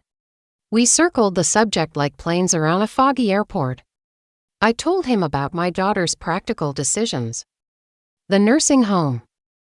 The money. The way they guarded the word inheritance like it was a fragile heirloom. "They forgot that I'm not dead yet," I said. "That the money is still mine. That I still get to choose where it goes." "Do they know about him?" John asked, nodding toward Michael. "Oh, they know I have a friend," I said. "I think they imagine we sit here knitting and talking about bowel movements." "We do talk about bowel movements," Michael said. "But we also solve crimes, and they certainly don't know about you," I added. Daniel shifted. "Dad's going to lose his mind when we tell him," he said. In a good way. He's always said, if Mom had said no, I'd still be grateful she said yes, but he knew there was a story before her. He just didn't know the details. I don't want to hurt him, I said. Any more than necessary. You'll be a shock, not a wound, Daniel said. Trust me. The man loves big stories. This is the biggest he's ever gotten. We talked for hours. Lunch came and went, none of us noticed until Dana poked her head in and said, if someone doesn't eat this meatloaf, I'm calling a code brown on it. Go away, Dana, I'm busy rewriting the last 70 years, I said. She took one look at John, at my face, and bustled off with a grin, mouthing later. At some point, the conversation drifted to the future. Not the abstract someday future. The concrete, terrifying, exhilarating one a week away. Christmas, John said. Do your daughters have plans? They have plans that don't involve me, I said. They made that clear at Thanksgiving. We'll see if we can get you, Mom, if the weather cooperates, if the planets align, if the turkey doesn't object. His mouth firmed. You deserve better than that. I'm working on it, I said. We sat quietly for a moment, the air thick with things unsaid. Finally, John shifted, leaned forward, and took my hand. His skin was thin, like mine, the veins a map of blue. His fingers were still long and warm and startlingly sure. I don't want to waste any more time, he said. My heart stuttered. We're 95 and 96, I said. We are literally made of wasted time. He smiled, but his eyes were serious. I mean it. When Danny called, when my son told me you were alive, I didn't sleep that night. I kept thinking about all the chances I didn't take. The times I respected your decisions when I should have fought harder. The way I told myself I was being noble when really, I was just scared of making a bigger mess. Look at us, I said, to martyrs nobody asked for. He squeezed my hand. I'm not interested in martyrdom anymore, he said. I want whatever time we have left. I want it with you. Not with your ghost, not with my memories, with you, in the same room, in the same bed. Arguing about the thermostat. My breath caught. The room narrowed down to his eyes, his hand on mine, Michael and Daniel suddenly very far away. John, I began. Don't answer me now, he said quickly. Just listen. I talked to my son. Told him everything everything he could handle in one evening without reaching for whiskey. He listened.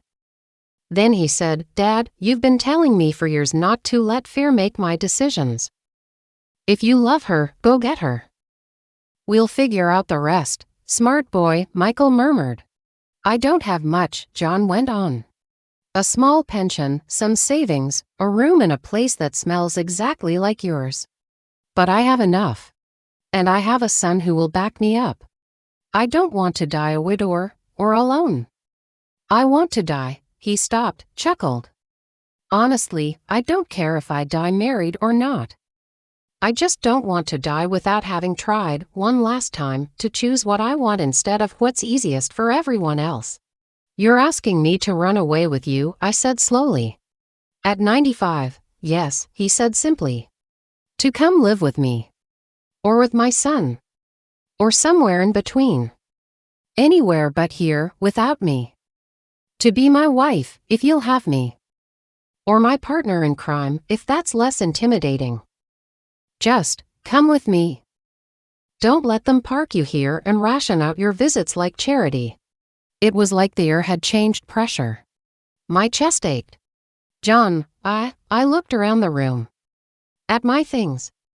My little watercolor sailboat. My maple tree. My notebooks, neatly stacked. The peel organizers. The call button.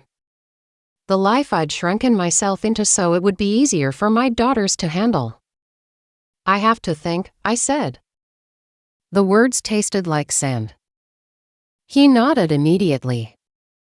Of course, he said. I'm sorry, I didn't mean to ambush you. I'm just trying not to die the way I lived the first half of my life. Quietly, politely, full of unsaid things. ambush away, I said faintly. You've earned one. He smiled, but I saw the hurt flicker in his eyes, quick and involuntary. I wanted to grab the word yes and fling it at him, but fear was there too, nasty and familiar. He patted my hand. We'll talk more tomorrow, he said. And the next day. And at Christmas. I'm not going anywhere unless you tell me to. Good, I said. If you die before I decide, I'll kill you, Daniel shifted. We should get going, he said gently. The roads are going to ice over. Grandpa, the doc said not to overdo it on the first visit. Doc can mind his own business, John grumbled, but he began struggling up anyway. Daniel helped him to his feet. Michael pushed himself up too, offering his hand for a brief, surprisingly firm shake. You hurt her, I'll outlive you just to haunt you, Michael said. You're welcome to, John replied. But I don't intend to. At the door, he turned back to me. For a second, the clumsy old man faded, and there he was again, the soldier at the school door, the man in the diner booth, the lover in the narrow bed. Don't disappear, he said. I won't, I promised. Good. He smiled, full and wide. Because I've been waiting a long time to watch you make people regret underestimating you. And then he was gone, out into the hallway, down toward the elevator and the cold white day. The room felt both too big and too small without him. I sank back onto the bed, my legs suddenly made of overcooked spaghetti. Well, Michael said after a moment. That was the cutest crime I've ever witnessed. Crime? I asked faintly. Attempted kidnapping, he said. With intent to marry. I laughed weakly, then put my face in my hands. I don't know what to do. Yes, you do, he said calmly. You just don't like that the answer involves you first. Not your daughters. Not your reputation. Not your guilt. You. I glared at him through my fingers. When did you get so wise? 38 years on the force, 3 ex-wives, and 1 very loud heart attack, he said. Teaches a man a thing or two. He moved closer, leaned his elbows on his knees. Look, he said. I'm going to say this once, and then I'm done. I like you, Carolyn. More than is strictly convenient for a man who shares a wall with your snores. If we'd met 20 years earlier, I might have been the one asking you to run away with me. But we didn't. And he's here. And he's been carrying your ghost around longer than I've been carrying my badge. My throat tightened. Michael, he held up a hand. Don't pity me, he said. I'm not some sad old man pining in the hallway. I've had love. I've had wives. I've had good nights and bad ones. I'm not starving. What I am is your friend. And as your friend, I'm telling you, go. If that's what you want. Don't stay here for me. Don't stay here for your daughters. Go because you made a decision at 27 based on fear, and you have a chance to make a different one at 95. He sat back, exhaled. I'll miss you like hell, he added. Who else is going to cheat at bingo with me? But I'd rather miss you and know you're where you belong than sit here watching you wilt like hospital flowers. The room went blurry again. I was getting very tired of my eyes doing that. You deserve good things too, I said. I've got one, he said. I got to help solve the best case of my career. And I get to watch the grand finale. Grand finale, I repeated. Sounds so final. You've earned a finale, he said. A big one. With fireworks and screaming relatives and at least one lawyer choking on his pen, I smiled despite myself. Speaking of lawyers, yes, he said. Time for phase 2 of Operation Make Them Sorry. He grabbed my notebook off the bedside table and handed it to me with a flourish. On the page with my list, the first line was already crossed out. 1. Find John. 2. Call lawyer. 3. Rewrite will. 4. Watch their faces. Christmas is in a week, he said. Your daughters are about to choose themselves, again. When they do, you choose you. And then you decide where you want to wake up on New Year's Day. I looked out at the maple tree, bare now except for a few stubborn leaves clinging to the highest branches. The sky beyond it was the color of old tin. Somewhere out there, on a highway crusted with salt and slush, a car was carrying John away from me again. Only this time, the story wasn't over. I picked up the pen and underlined the third item on my list. 3. Rewrite will. Okay, I said. Let's make this hurt. Christmas was coming. My family would forget me again. And when they did, I would be ready with a pen, a lawyer, a lifetime of regret burning in my chest, and a man who had just asked me, very simply, to choose him. For the first time in my life, I intended to say yes. The week before Christmas turned into a relay race between fate and paperwork. Bennett the lawyer came to the nursing home with his briefcase and his kind, calculating eyes. He wore a red tie with snowman on it, which gave me confidence. Anyone who lets their dignity be attacked by cartoon snow is not entirely heartless. We sat at my little table, me, Bennett, and Michael, who insisted on being present as my personal security detail. Think of me as the bouncer at the will, he said. No one gets past me unless she says so. Bennett spread out the papers like a magician laying down cards. Here's your current will, he said, tapping one stack. And here's the new draft, based on what we discussed. I put on my glasses, the good ones, the ones my daughters keep trying to borrow and read. In the old will, everything went to my 3 daughters, neatly divided into thirds, plus a few sentimental leftovers for the grandchildren.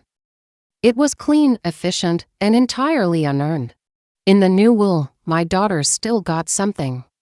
I'm not cutting them off completely, I'd told Bennett. I'm not vindictive. I just want the math to reflect reality, so, a modest sum for each, enough that they couldn't claim I'd disowned them, but not enough to fund their laziness. A separate, more generous share for Rachel, my third girl, my John girl. If I never tell her the truth, I said, let the numbers whisper it. Then came the fun part. A bequest for Dana, enough for a down payment on a little house, or nursing school, if she chose. For the woman who remembered I'm a person, not just a chart, the note attached would say. A bequest for one of the aides, who sang to us when she thought we were asleep. A sum set aside for Michael, for legal cigars, illegal crossword puzzle betting, and bribing nurses, I specified. He blinked at that. You don't have to do that, I know, I said. I want to. There was something for Danny, the detective, for Daniel, the grandson with the steady hands, for John's son, who had said, go get her to a 96-year-old man and meant it. For the family that didn't run away from the mess, I wrote. And the rest, the largest piece, the one my daughters would be licking their lips over, I split in 2. Half went into a trust for Rachel, with the option, clearly stated, for her to share with her sisters if she so chooses, in her sole and absolute discretion. Translation: you want more? Try not treating her like the family pack mule. The other half went into a small, private foundation with a name that made Bennett cough when he read it aloud. The Care Bear Fund, he said. Absolutely, I replied. For scholarships for first-generation teachers, emergency grants for old women being hustled into bad nursing homes, and whatever else makes me grin in my grave. You can't grin in your grave. Michael said. You'll freak out the undertaker. We all signed and initialed and dated. Bennett flipped pages, pointed 2 lines, explained clauses. This section, he said, revokes your daughter's powers of attorney and assigns them instead to the trustee of your choice. Have you decided who that is? I have, I said. I'd like to split it. Financial power of attorney to Mr. Daniel Carter, Jr., John's grandson, not the detective. Medical power of attorney to Michael. Michael's head snapped up. Me, you, I said. You're the one who tells the doctors where to stick it. Might as well have that on paper. He went a little pink around the ears. I'm honored, Bennett nodded. It's unorthodox, but entirely legal, he said, making a note. We'll need their consent, of course, already got mine, Michael said. I'd sign in blood if it didn't mess up your paperwork. Pen ink is sufficient, Bennett said dryly. When it was all done, I picked up the old will, the one my daughters thought was still in effect, and looked at it. So neat. So obedient. Do you want me to destroy that? Bennett asked. I smiled. It was not a nice smile. No, I said. I have a better idea. Christmas Eve came wrapped in tinsel and disappointment. The nursing home went all out: paper chains, fake evergreen garlands, a Santa who looked like he wanted to be anywhere else. The staff wore sweaters with blinking lights. Volunteers brought carols and slightly stale cookies. Half the residents were wheeled out the door, bundled in coats and hats, their families hovering. The parking lot was full of minivans and SUVs. Car doors slammed. People shouted, laughed, cursed the cold. The air smelled like exhaust and peppermint. I sat in my room in my good blue sweater, a small overnight bag packed and sitting by the bed. Not because I expected my daughters to show up, they'd made their excuses early in the week. Busy. Weather, flu season. This year's favorite, the kids just have so much on, Mom.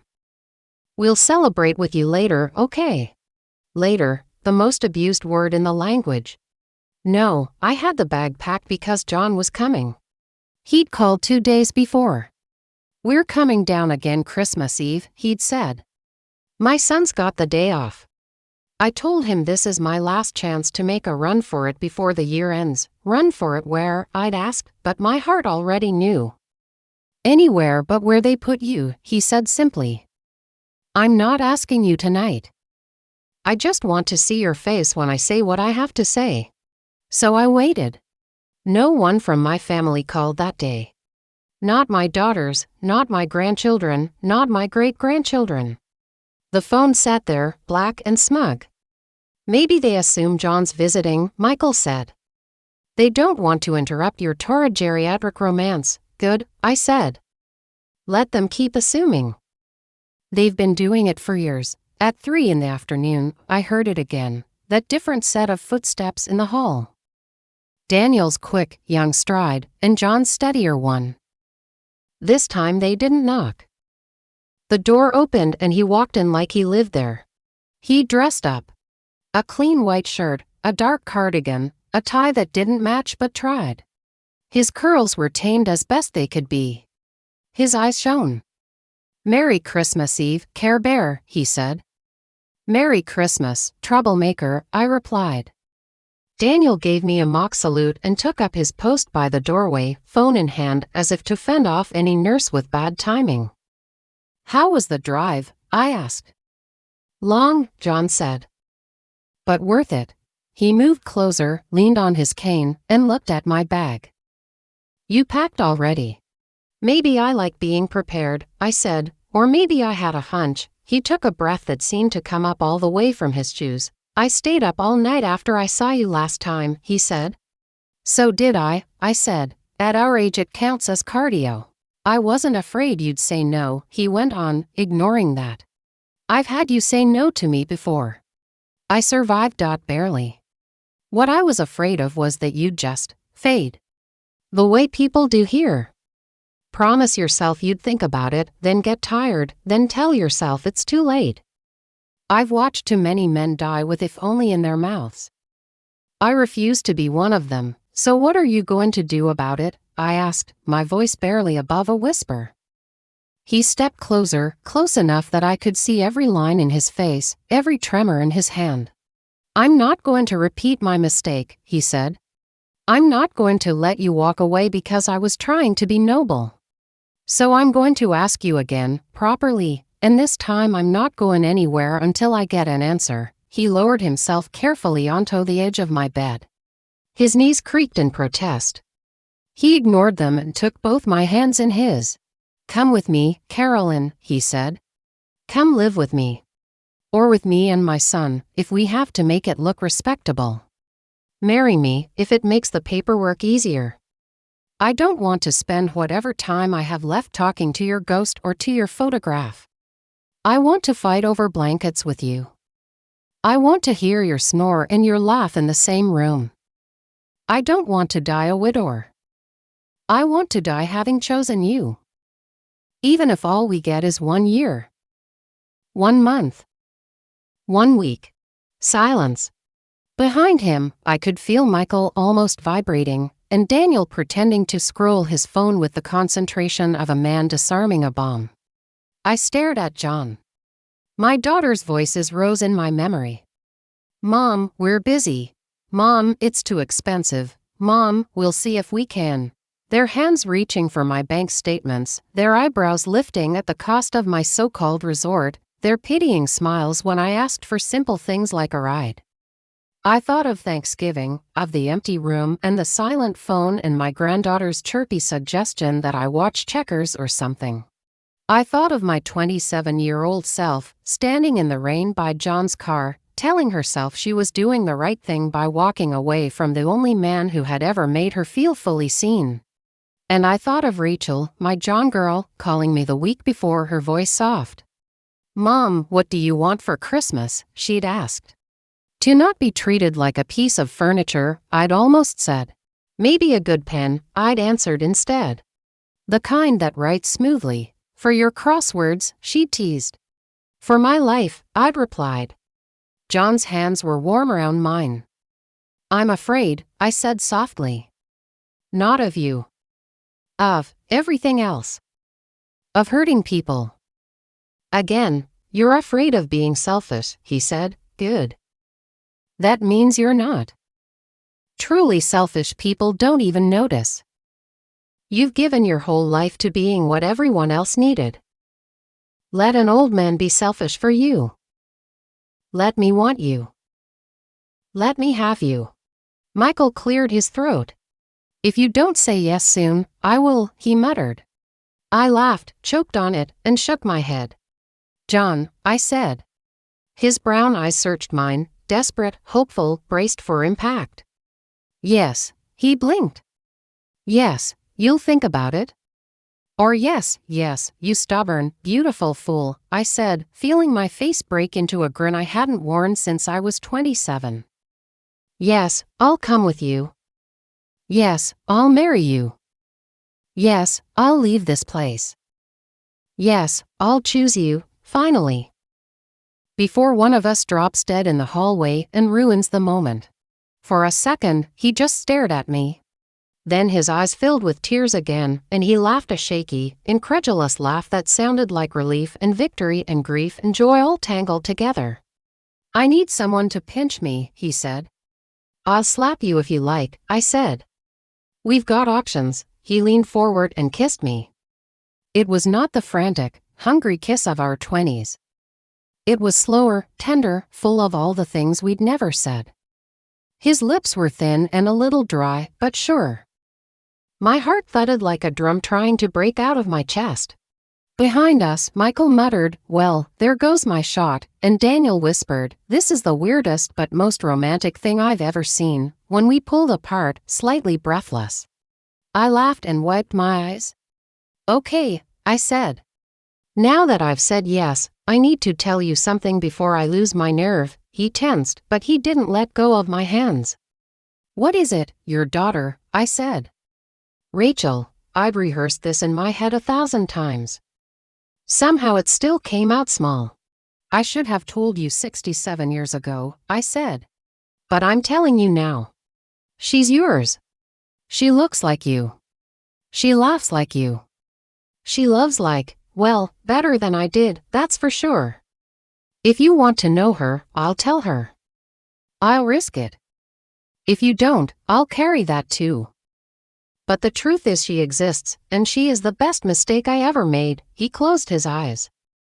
The wrinkles around them deepened. Her name is Rachel, he repeated. Rachel Carter. God, that sounds right. He opened his eyes again, shining. I want to know her. Even if she slams the door. Even if she spits in my face. I want the chance to say, I'm sorry I wasn't there. I didn't know. But I want to be here now, however you'll have me. I nodded, my throat too tight to speak. So that's the plan, he said. We fix our house before we go knocking on hers. He glanced at my packed bag. When do you want to leave this place? Christmas Eve has always been my favorite. Not Christmas Day, that's for children and turkey and wrapping paper. Christmas Eve is for choices. For standing on thresholds. Tomorrow morning, I said. I have one more thing to do today. Then I'm done. That one more thing arrived exactly on schedule, like indigestion. At 7 that evening, as the staff wheeled out residents for the Christmas Eve service in the rec room, my phone finally rang. Caller ID, home. I picked up and put it on speaker. Michael sat on the chair, arms crossed, like a judge. John had gone back to his facility, rest, he'd commanded. We'll come early tomorrow. Bring a preacher or a judge, I don't care which. Hi, Mom, it was Linda, my eldest. Her voice was sparkling with the artificial cheer people use when they've already forgiven themselves. Merry Christmas Eve. Sorry it's so late, the day just got away from us. I'll bet it did, I said. You know how it is, she went on. Kids, cooking, cleaning. Total chaos. We just finished dinner. Everyone's here. Everyone, I asked. Well, everyone but you, she laughed. We made a toast to you, though. We told the kids, great-grandmas at her resort, being pampered. I looked at the gray ceiling. Pampered, I repeated. Is that what we're calling it now? Don't be like that, she said, her voice tightening. We'll try to get you tomorrow if the roads aren't too bad. We're supposed to get snow. Don't bother, I said pleasantly. I won't be here. Silence. Then, what? I won't be here, I repeated. If you decide to drop by, you'll have to ask the front desk where they moved me. Or better yet, you can call my lawyer. He knows where I'm going. Your lawyer, she said, like I'd said drug dealer. Why are you talking to a lawyer, Mom? Estate planning, I said. Power of attorney. The usual. We already did that years ago, she said. Everything's set, remember? We spent hours in that office. Yes, I said, we did. And then I remembered that my name is on the accounts and the title still says I'm alive. Funny thing about that, alive people can change their minds. What are you talking about? She demanded. I mean, I said calmly, that I revoked the previous power of attorney. You no longer get to decide when to move me to cheaper warehouse for the elderly. I mean that the will you're counting on is now confetti. I mean that I left you something, but not what you think. You might want to cancel the yacht. Her breath hissed through the line. Mom, that money is our inheritance. We've been planning, that's your problem, I said. You've been planning around money that wasn't yours yet. While I've been planning around being treated like a human being before I die. You chose your priorities. I chose mine. Merry Christmas, you can't do this, she snapped. We've taken care of you. We've paid with my money, I said. Which I gave you freely stupidly. Because I thought you'd love me more if I made your lives easier. How can you say that? She cried. We visit. When it's convenient, I said. When the weather's good. When the kids' schedules allow. When you need to show someone what a good daughter you are. You left me here on Thanksgiving because it was too much trouble to drive 20 minutes. You're planning to do the same on Christmas. But sure, tell me more about your sacrifices, she spluttered. You're being cruel. No, I said, very softly. For the first time in my life, I'm being honest. There's a difference. On the other end, I heard voices in the background. Is that Grandma? Someone asked. Another voice, my granddaughter's, the one who told me to watch Checkers. Tell her we said hi. We're about to open presents, of course they were. Mom, Linda said, dropping her voice. We can sort this out. We didn't mean to make you feel abandoned. You know we love you. You can't just give everything to strangers. It's not right. They're not strangers, I said. They're the ones who show up. I let that hang there for a moment. I'm rewriting my story, I said. At the very end, I know. Late, as usual. But I'm doing it. You have your lives. Your houses. Your holidays. Your excuses. I have mine. And I intend to spend whatever is left of it with someone who has loved me for 70 years, not 7 phone minutes. You're running off with that man, she whispered. That's what this is about. That soldier. The one you mentioned once. I'm running off with myself, I said. He's just smart enough to come along. You're throwing away your family, she said. No, I answered. You threw me away. I'm just landing on my feet. There was a choked sound, then the sharp, offended silence of a woman who has never once questioned her own righteousness. This isn't you, she said finally. You're not vindictive. I'm not, I agreed. If I were vindictive, I'd cut you out completely and leave everything to a one-eyed cat sanctuary. I'm just done rewarding selfishness. So you're punishing us, she said. I'm teaching you, I said. I'm a teacher, remember. Actions have consequences. Even when you're an adult. Even when the person you're hurting is old and quiet and sitting in a chair you bought.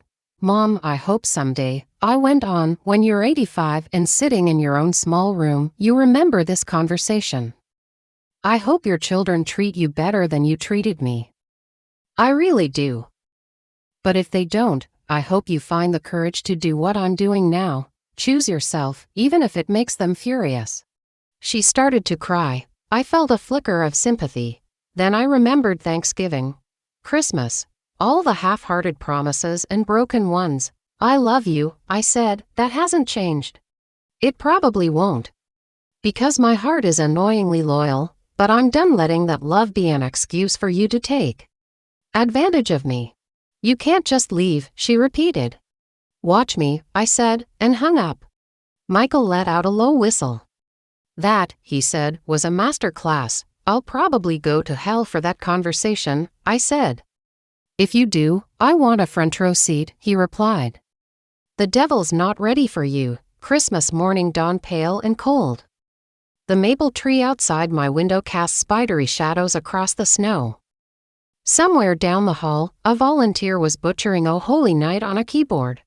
I didn't wait for my daughters to call. I didn't wait for guilt to soften the edges of what I'd said. I called John instead. I'm ready, I told him. Come get me. He laughed, and the sound warmed me more than any blanket. An hour later, he arrived with Daniel and a bouquet of grocery store roses that looked like they'd been through a minor war. They were perfect. We signed papers at the front desk. I'd already arranged everything with Bennett and the administrator. I was leaving of my own free will, fully competent, all bills paid. The new power of attorney was on file. They couldn't stop me.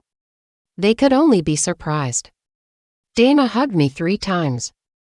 The aide who sang cried openly. Even the grumpy night nurse sniffed and pretended she had something in her eye. You sure about this? She asked. It's a big step. I'm 95, I said. Every step is a big step. This one just happens to be in the right direction. Michael walked with us to the elevator. He refused to cry until the doors closed, which I appreciated. Don't you dare die before I visit, he said. Don't you dare have more fun without me, I shot back. He grinned.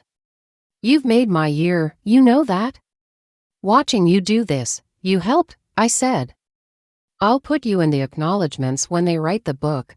We embraced, old bones knocking together, both pretending not to notice how tightly we held on.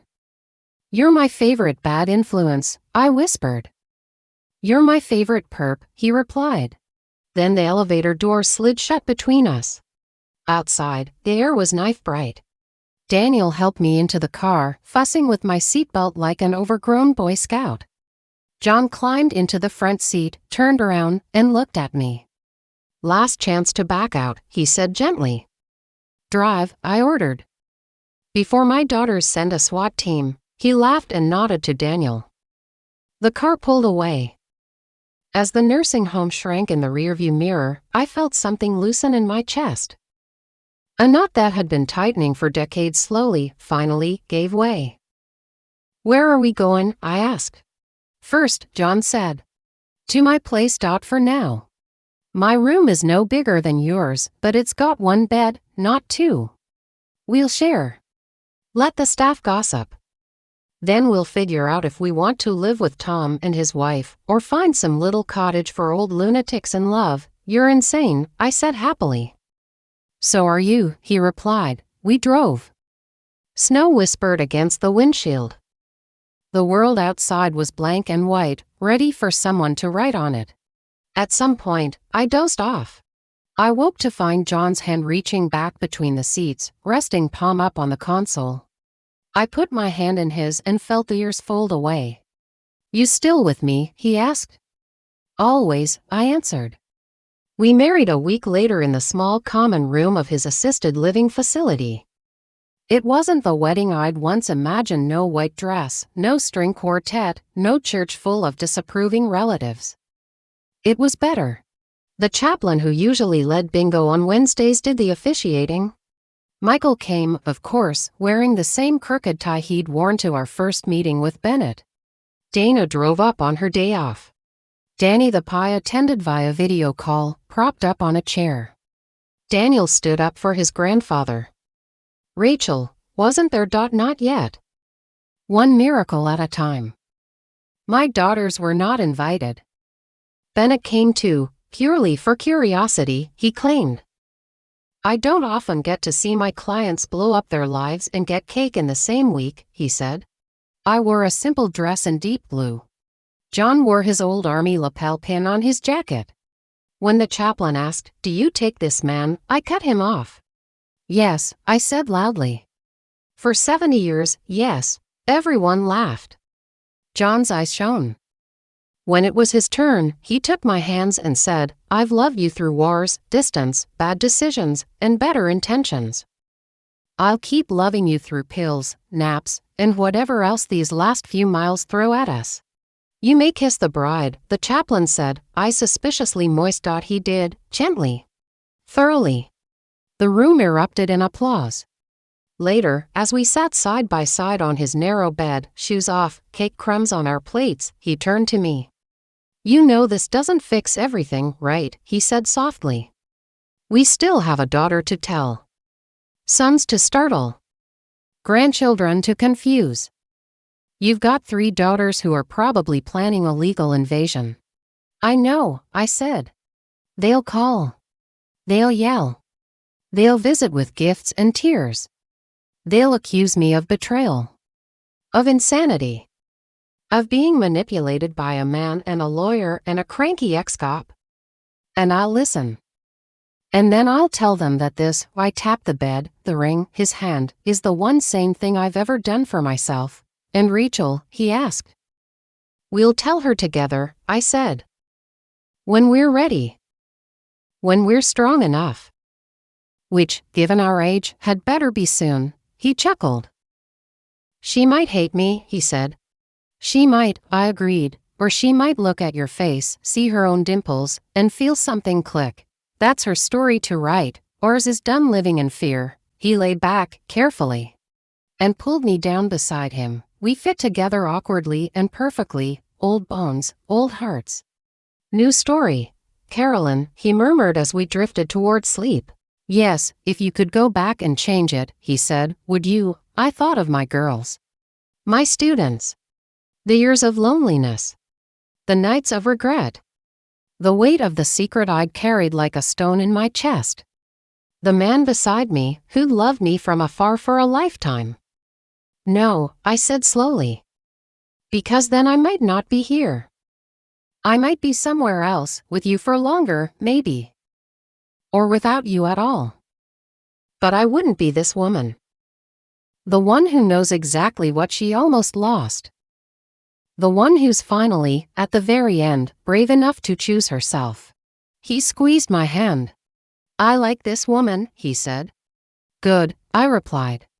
"Because she's all you're getting." We fell asleep like that, fingers intertwined, breaths sensing, the world outside still messy and unfinished and full of unanswered questions.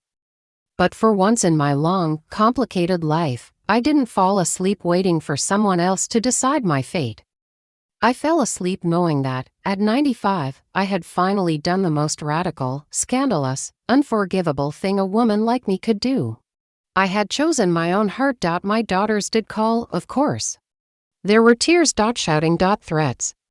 The word ungrateful was thrown at me like a plate. I told them the truth, calmly. Repeatedly. You're angry because your entitlement met my backbone, I said. You will survive. Some of them might never forgive me. Maybe none of them would. My grandchildren sent confused texts. My great-grandchildren sent emojis. Life moved on. Rachel came to see me one bright afternoon in January. She sat across from me, her curls rebelled from her ponytail, a little mole above her lip, her brown eyes serious. John sat beside me, his hand resting lightly on my knee. Mom says you've gone crazy, she said. I thought I'd come see for myself. Your mother's not entirely wrong, I replied. Sit down, honey. We have a very strange story to tell you. As I began, I felt John's fingers tighten on mine. This is what I know now, at 95 and a half. Don't skip the halves, they matter. Revenge doesn't always look like poison in the tea or sugar in the gas tank. Sometimes it looks like a signature on a new will. Sometimes it looks like walking out of a nursing home with your head high. Sometimes it looks like saying no to your children and yes to yourself. And sometimes, if you're wildly, undeservedly lucky, it looks like an old man's hand reaching for yours in the dark, and you reaching back, without hesitation. Because you've finally learned the only lesson that really matters: if he loves you, you'll feel it. If you love him, you'll show it. And if you're still breathing, it's not too late to choose that love, even if your hair is white, your knees are shot, and your family thinks you've lost your mind. They can think what they like. I'm too busy living the ending I should have written the first time.